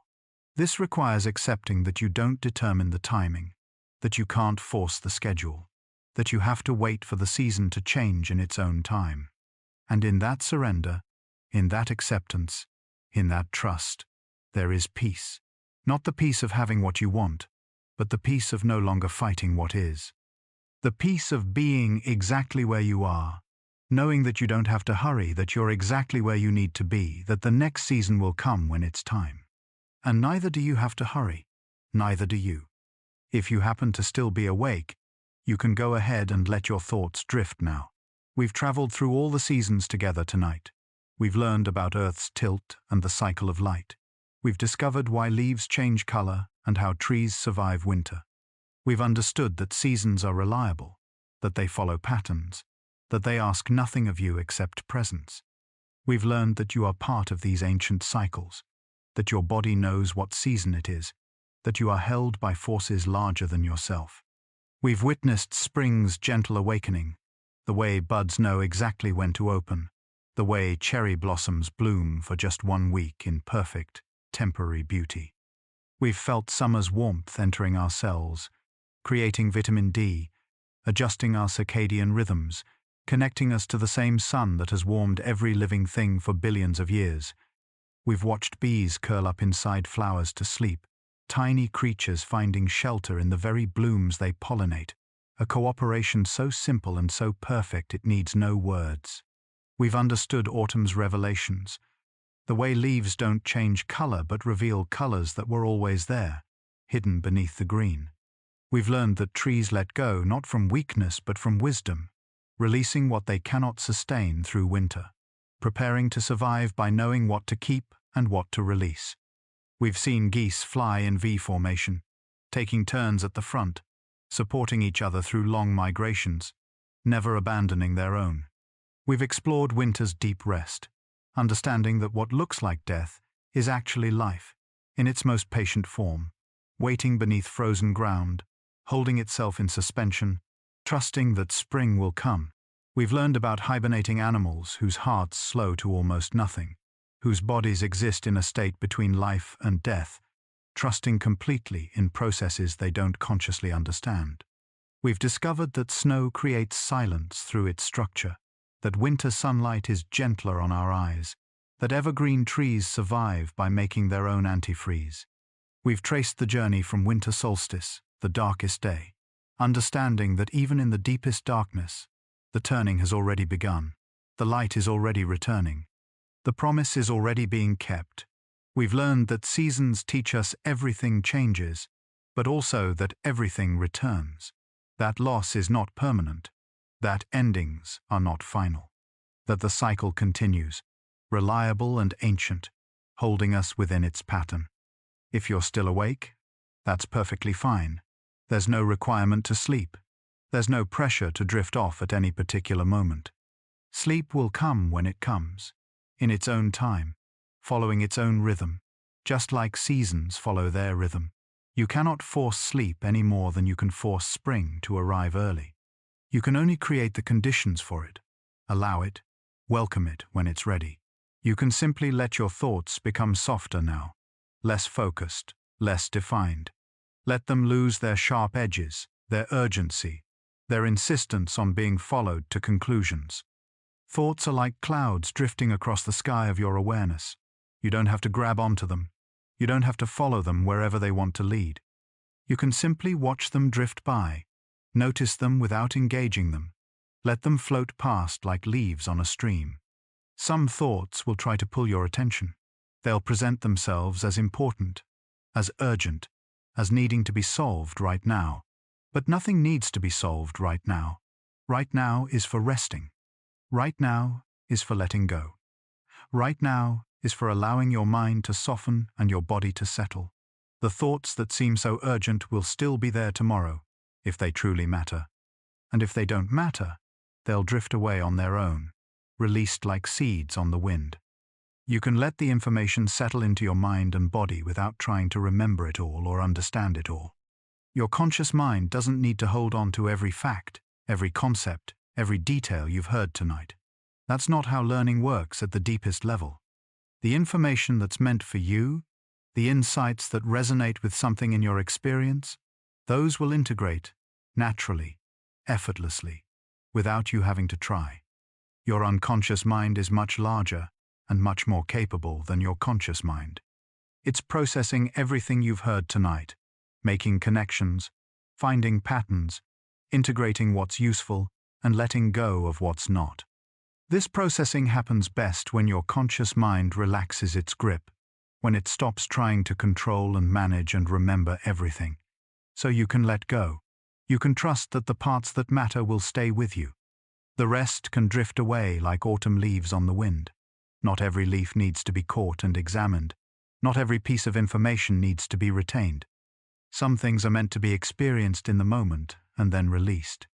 Some things serve their purpose simply by passing through your awareness, by touching you briefly, by adding to the overall texture of your experience, without needing to be permanently held. Autumn leaves drift down from trees and settle on the ground, where they decompose and become nutrients for the soil, feeding the roots, preparing for next year's growth. Even what's released serves a purpose. Even what you forget contributes to who you're becoming. Nothing is wasted. Everything that passes through you leaves some small trace, some subtle influence, even if you can't consciously remember it later. So let your thoughts drift. Let the information settle. Let your mind become like a still pond, reflecting the sky, holding nothing, simply being present and calm and open. There's a peace in this releasing, a relief in not having to hold on to everything, in trusting that what needs to stay will stay and what needs to go can go. There's nothing more you need to do. This is complete permission. This is total release from all obligation, all expectation. all pressure. Right now, in this moment, there is nothing required of you, nothing you need to accomplish, nothing you need to figure out, nothing you need to fix or change or improve. You can simply be, without doing, without striving, without trying to be anything other than exactly what you are. You don't have to change the seasons. The seasons change themselves, following laws written into the fabric of reality, responding to the tilt of Earth and its orbit around the Sun. These vast forces don't need your help. They don't require your management. They operated for billions of years before you existed, and they'll continue for billions of years after. You are held by these forces, carried by them, but you don't have to control them. You don't have to manage the cycle. The cycle manages itself. Spring knows how to follow winter. Summer knows how to emerge from spring. Autumn knows when to begin. Winter knows how long to last. The wisdom is built into the system. The intelligence is inherent in the pattern. Your job is not to make it work. Your job is simply to move through it, to experience it, to be present for it. You don't have to make anything happen. Not tonight. Not in this moment. Making things happen is for other times, for daylight hours, for moments when you have energy and focus and intention. Right now is for the opposite. Right now is for allowing things to happen to you rather than making things happen. Right now is for receiving rather than doing. Right now is for surrender rather than effort. The Earth will keep turning. Right now, even as you rest, Earth is rotating on its axis at about 1,000 miles per hour. You don't feel this motion because it's so smooth, so constant, so perfectly steady. But it's happening. You are moving through space, carried by Earth's rotation, and you don't have to do anything to make this happen. You don't have to think about it or manage it or control it. It simply happens, reliably, endlessly, without your involvement. The seasons will keep changing. Tomorrow will be imperceptibly different from today. The sun will rise at a slightly different time. The temperature will shift by a degree or two. Plants will grow a tiny bit more or begin their dormancy a tiny bit deeper. These changes are happening constantly, gradually, naturally. They don't need your permission. They don't need your effort. They simply unfold according to their own rhythm. The pattern will continue without your effort, without your worry, without your control. This is not a loss of control because you never had control over these vast forces to begin with. This is a recognition of reality. This is an acceptance of your place in the pattern. You are part of it, not in charge of it. You are held by it, not holding it. And there is profound relief in this recognition. You can rest now. This is permission. This is invitation. This is gentle encouragement to let go of whatever you're holding, whatever tension remains in your body, whatever thoughts are still circling in your mind. You can rest. You can stop trying. You can stop doing. You can simply be here, breathing, existing, held by forces larger than yourself. You can let go. Let go of the day that's ending. Let go of tomorrow that hasn't arrived. Let go of worries about the future and regrets about the past. Let go of the need to understand everything or fix everything or be anything other than what you are. Let go like trees let go of leaves, not from failure but from wisdom, not from weakness, but from knowing what's necessary. You can trust that everything is unfolding exactly as it needs to. This doesn't mean everything is easy or comfortable or the way you would prefer it. It means that there is a pattern, a rhythm, a cycle that's larger than your individual preferences, and that this cycle has intelligence built into it. The same intelligence that tells trees when to bud, and birds when to migrate, and bears when to hibernate, is also at work in your life, guiding you through your seasons, bringing you what you need, when you need it. Nothing more you need to understand. Understanding is overrated. We live in a culture that values understanding above almost everything else.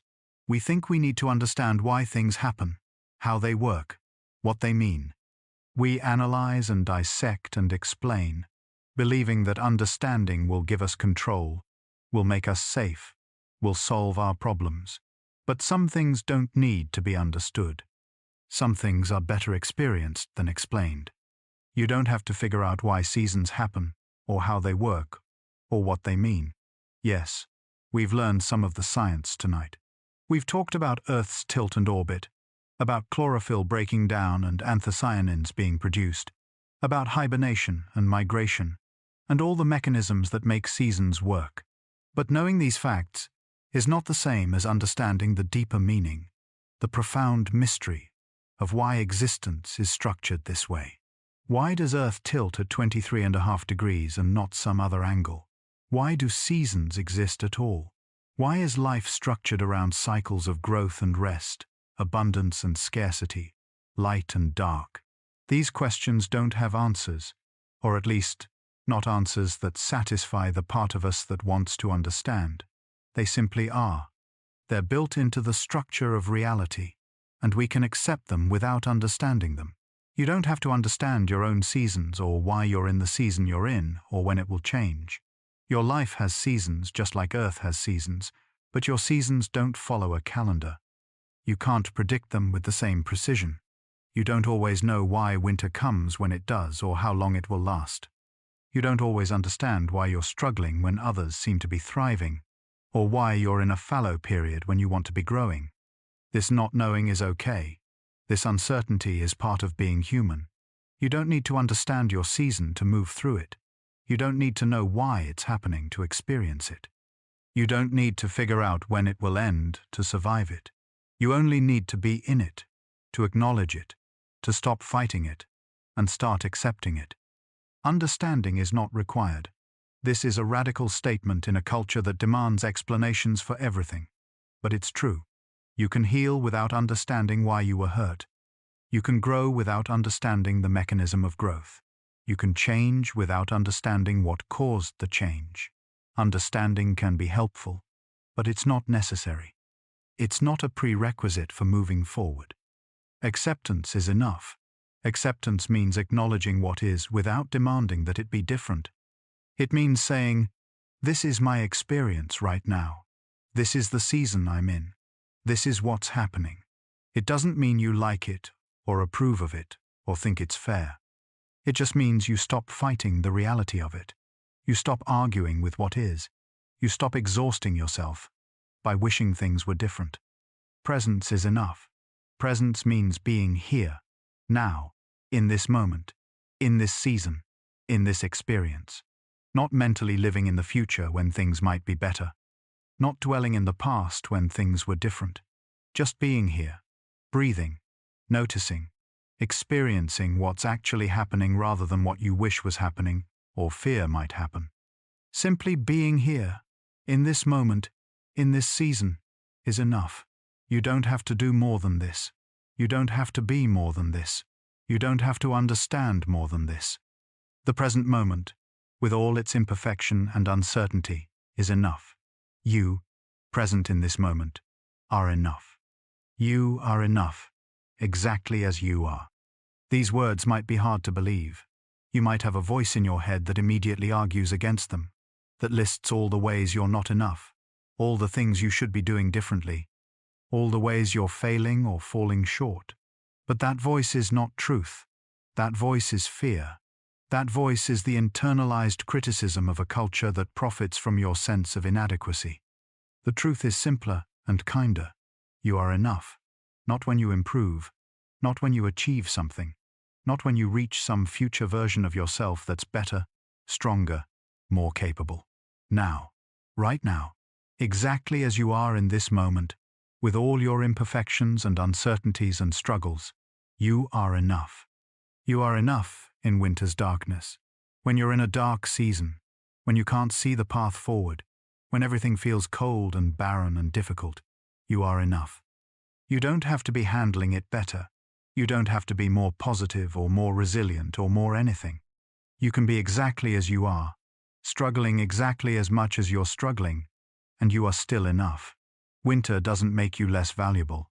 Darkness doesn't diminish your worth. You are enough in spring's uncertainty. Spring is a time of change, of new growth, of things emerging that weren't there before. This can feel exciting, but it can also feel uncertain, vulnerable, scary. You don't know what will grow. You don't know if you're ready for what's coming. You don't know if you can handle the changes, but you are enough to meet whatever spring brings.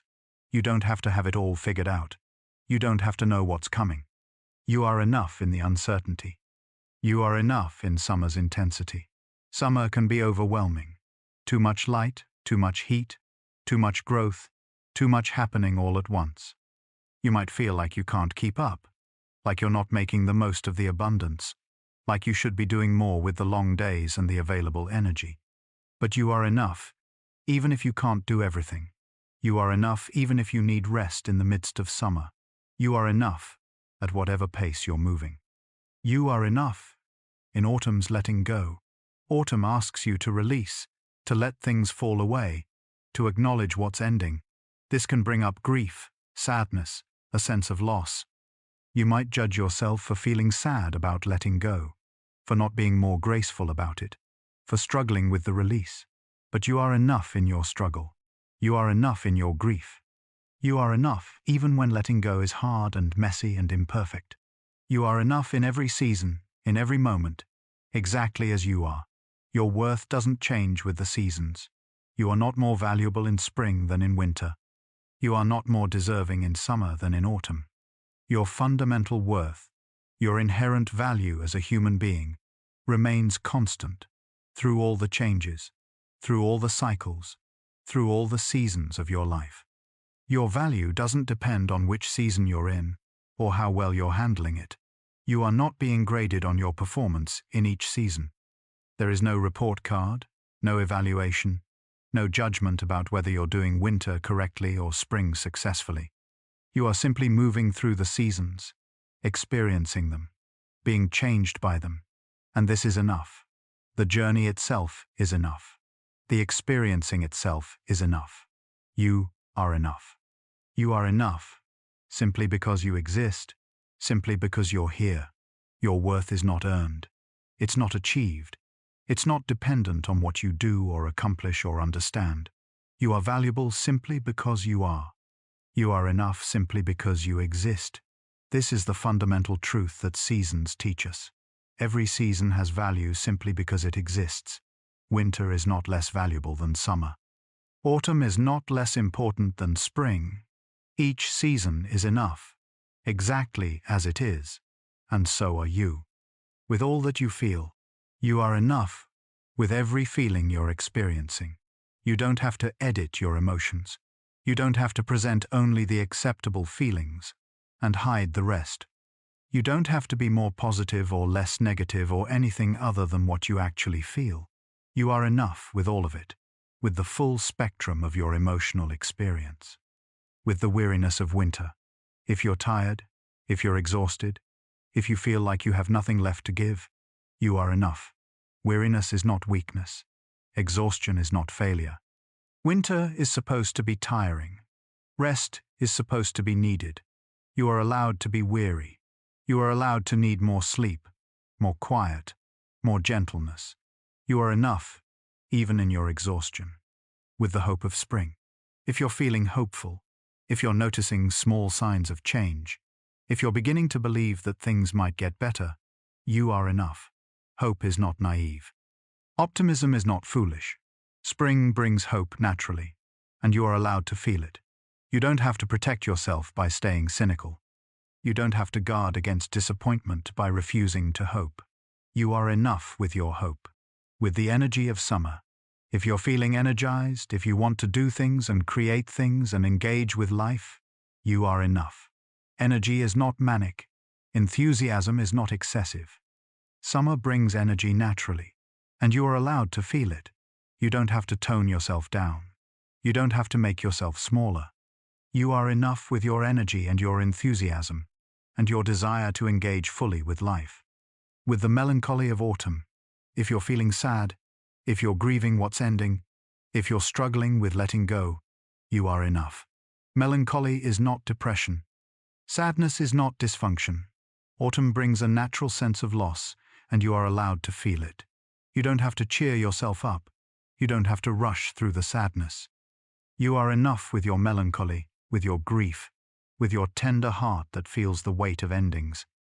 With all of it, every feeling, every emotion, every shade and nuance of your inner experience, the comfortable feelings and the uncomfortable ones, the feelings you're proud of and the feelings you're ashamed of, the feelings that make sense and the feelings that don't, all of it.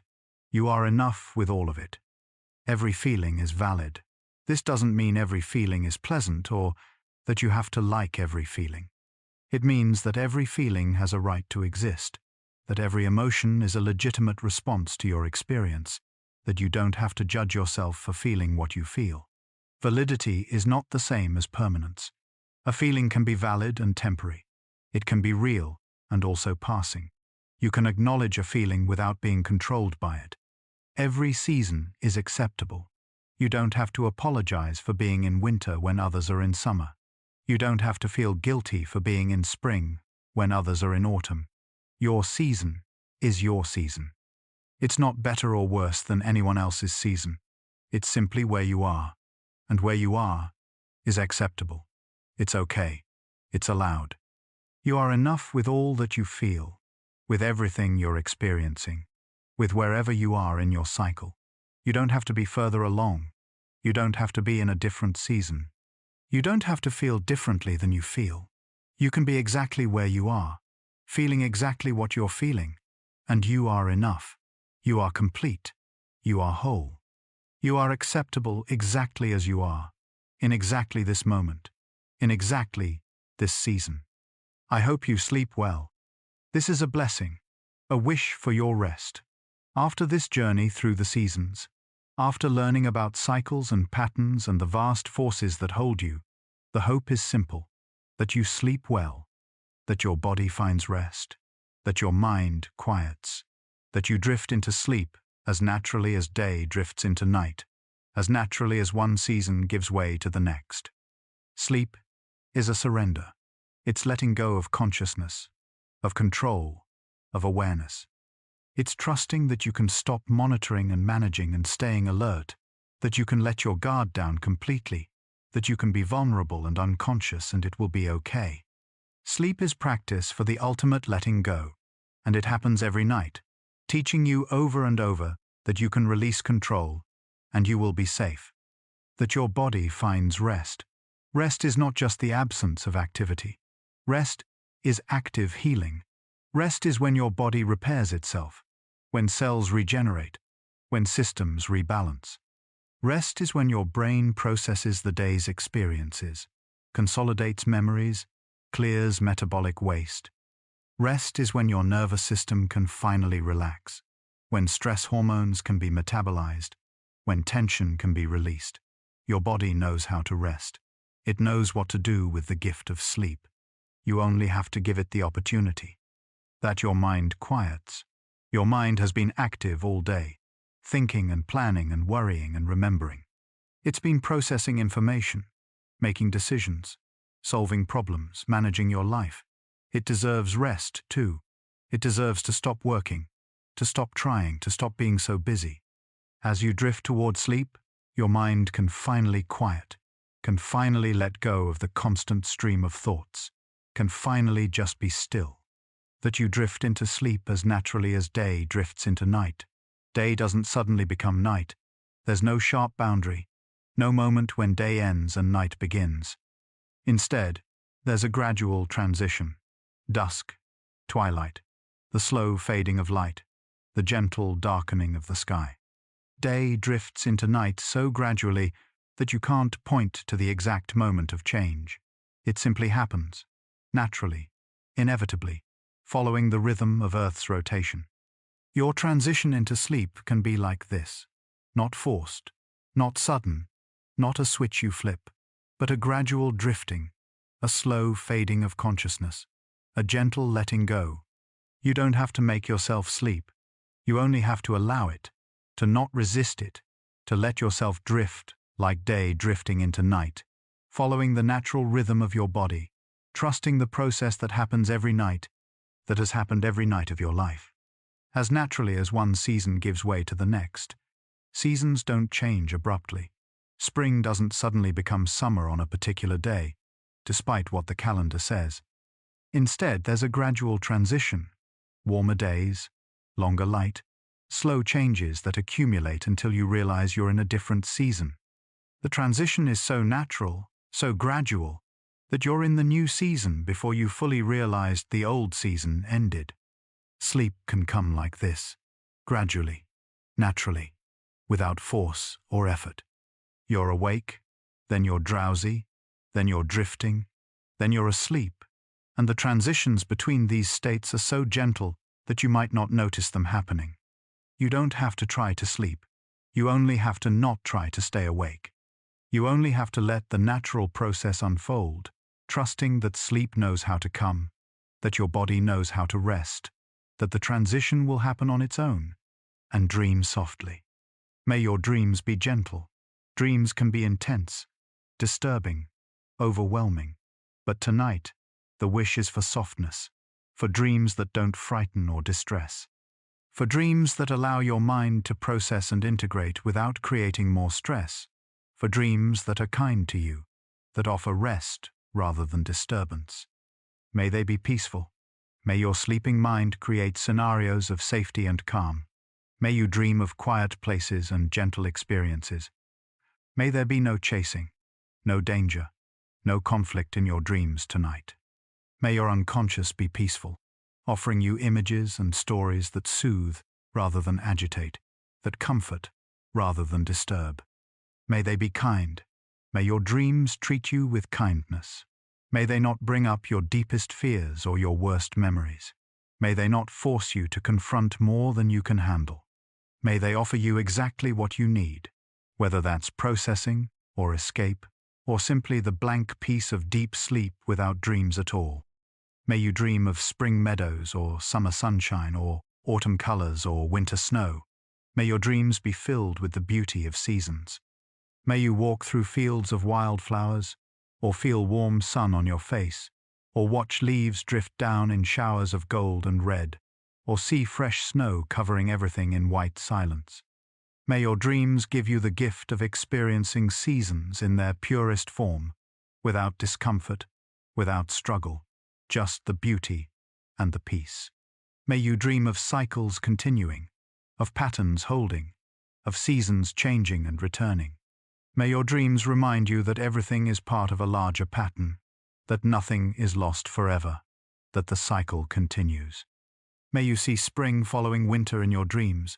May you witness the reliability of the pattern. May you feel the comfort of knowing that change follows a rhythm, that transformation happens within a structure. May you dream of being held by forces larger than yourself, of being part of something vast and ancient and reliable.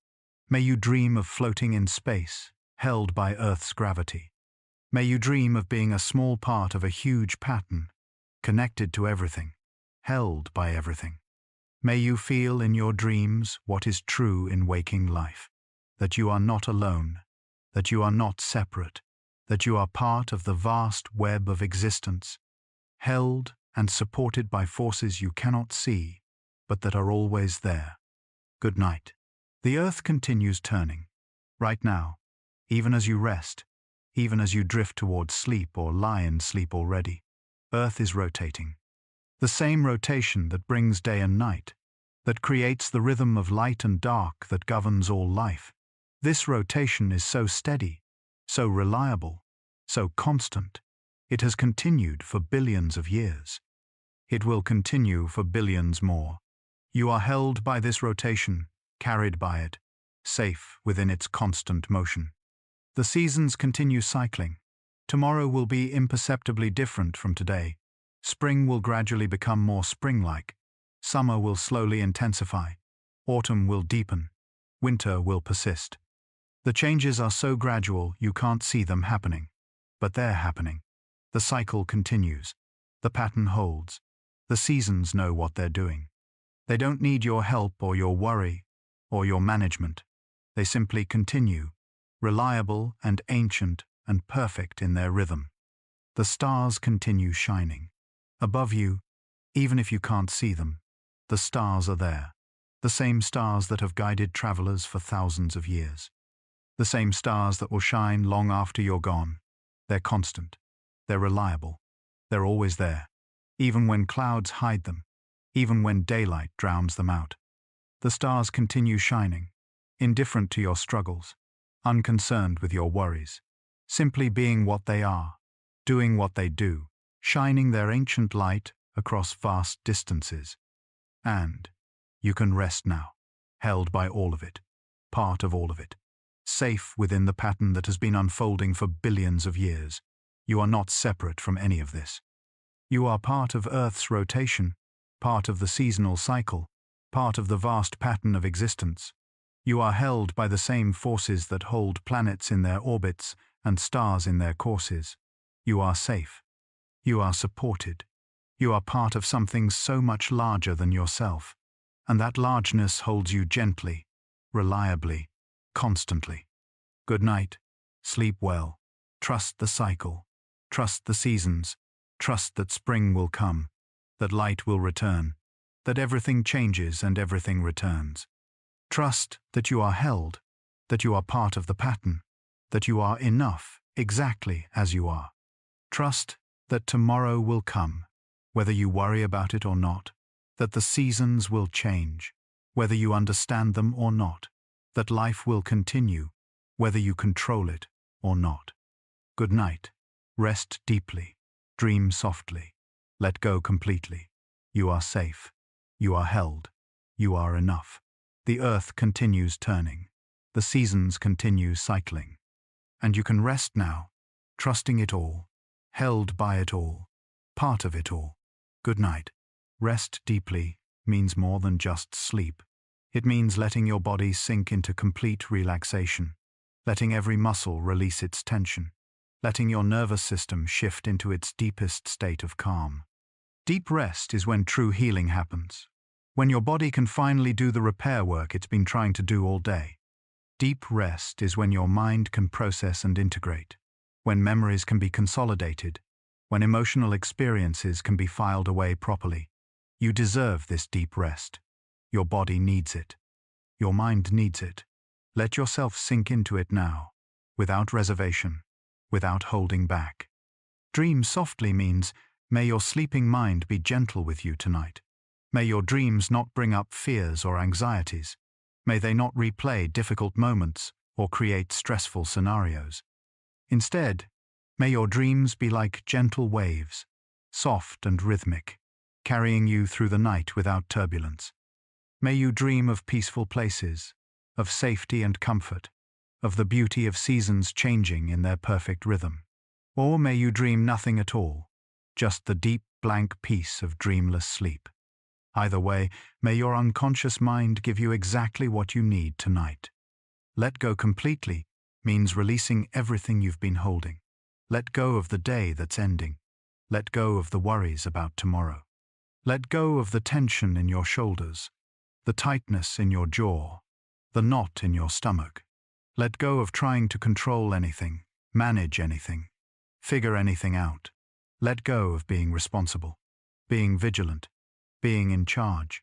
Just for these hours of sleep, you can let go of everything. You don't have to hold on to anything. You can release it all and trust that everything will still be there in the morning if it needs to be, and if it doesn't need to be, it will have drifted away like morning mist. You are safe. Right now, in this moment, you are safe. Your body is supported. You are lying down or sitting in a comfortable place. There is no immediate danger. There is nothing you need to run from or fight against. Your nervous system can relax because you are actually, genuinely safe right now. Whatever challenges exist in your life, whatever difficulties you're facing, right now, in this present moment, you are safe. You can let your body feel this safety. You can let your guard down. You can rest in the reality of your current safety. You are held. You are held by gravity, that fundamental force that keeps you connected to Earth. You are held by the surface beneath you, supporting your weight without effort. You are held by the air around you, providing oxygen with every breath. You are held by the vast pattern of existence, the cycles and rhythms that have been operating for billions of years. You are held by forces so much larger than yourself, forces so reliable and constant that you can completely trust them. You don't have to hold yourself together. You don't have to support yourself alone. You are held. always, by the universe itself. You are enough. This is the truth beneath everything else. You are enough exactly as you are, right now, in this moment. Not when you improve, not when you achieve something, not when you become different.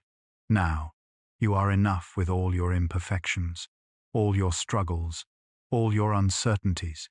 You are enough in whatever season you're in. You are enough at whatever pace you're moving. You are enough simply because you exist, because you're here, because you're part of this vast, beautiful pattern of existence. You are enough. You have always been enough. You will always be enough. The earth continues turning, even as you rest, even as you sleep, even as you let go of consciousness. The earth keeps turning. Its rotation is so steady, so reliable, so constant. It has been turning for billions of years. It will continue turning for billions more. This turning brings day and night, light and dark, the rhythm that governs all life.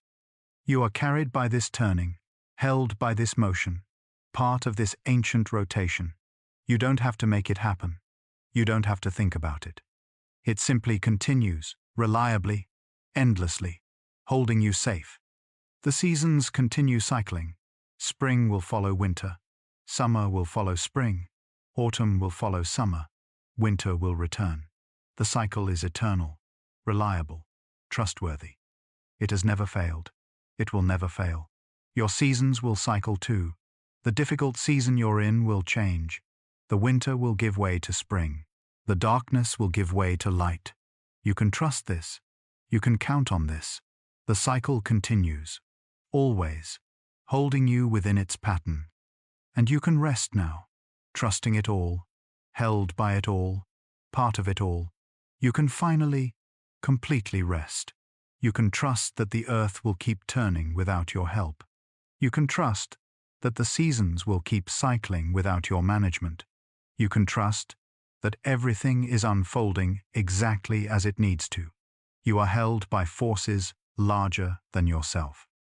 You are part of patterns older than time. You are safe within this vast, ancient, reliable system. You can rest now. You can let go. You can trust. You are held. You are safe. You are enough. Good night.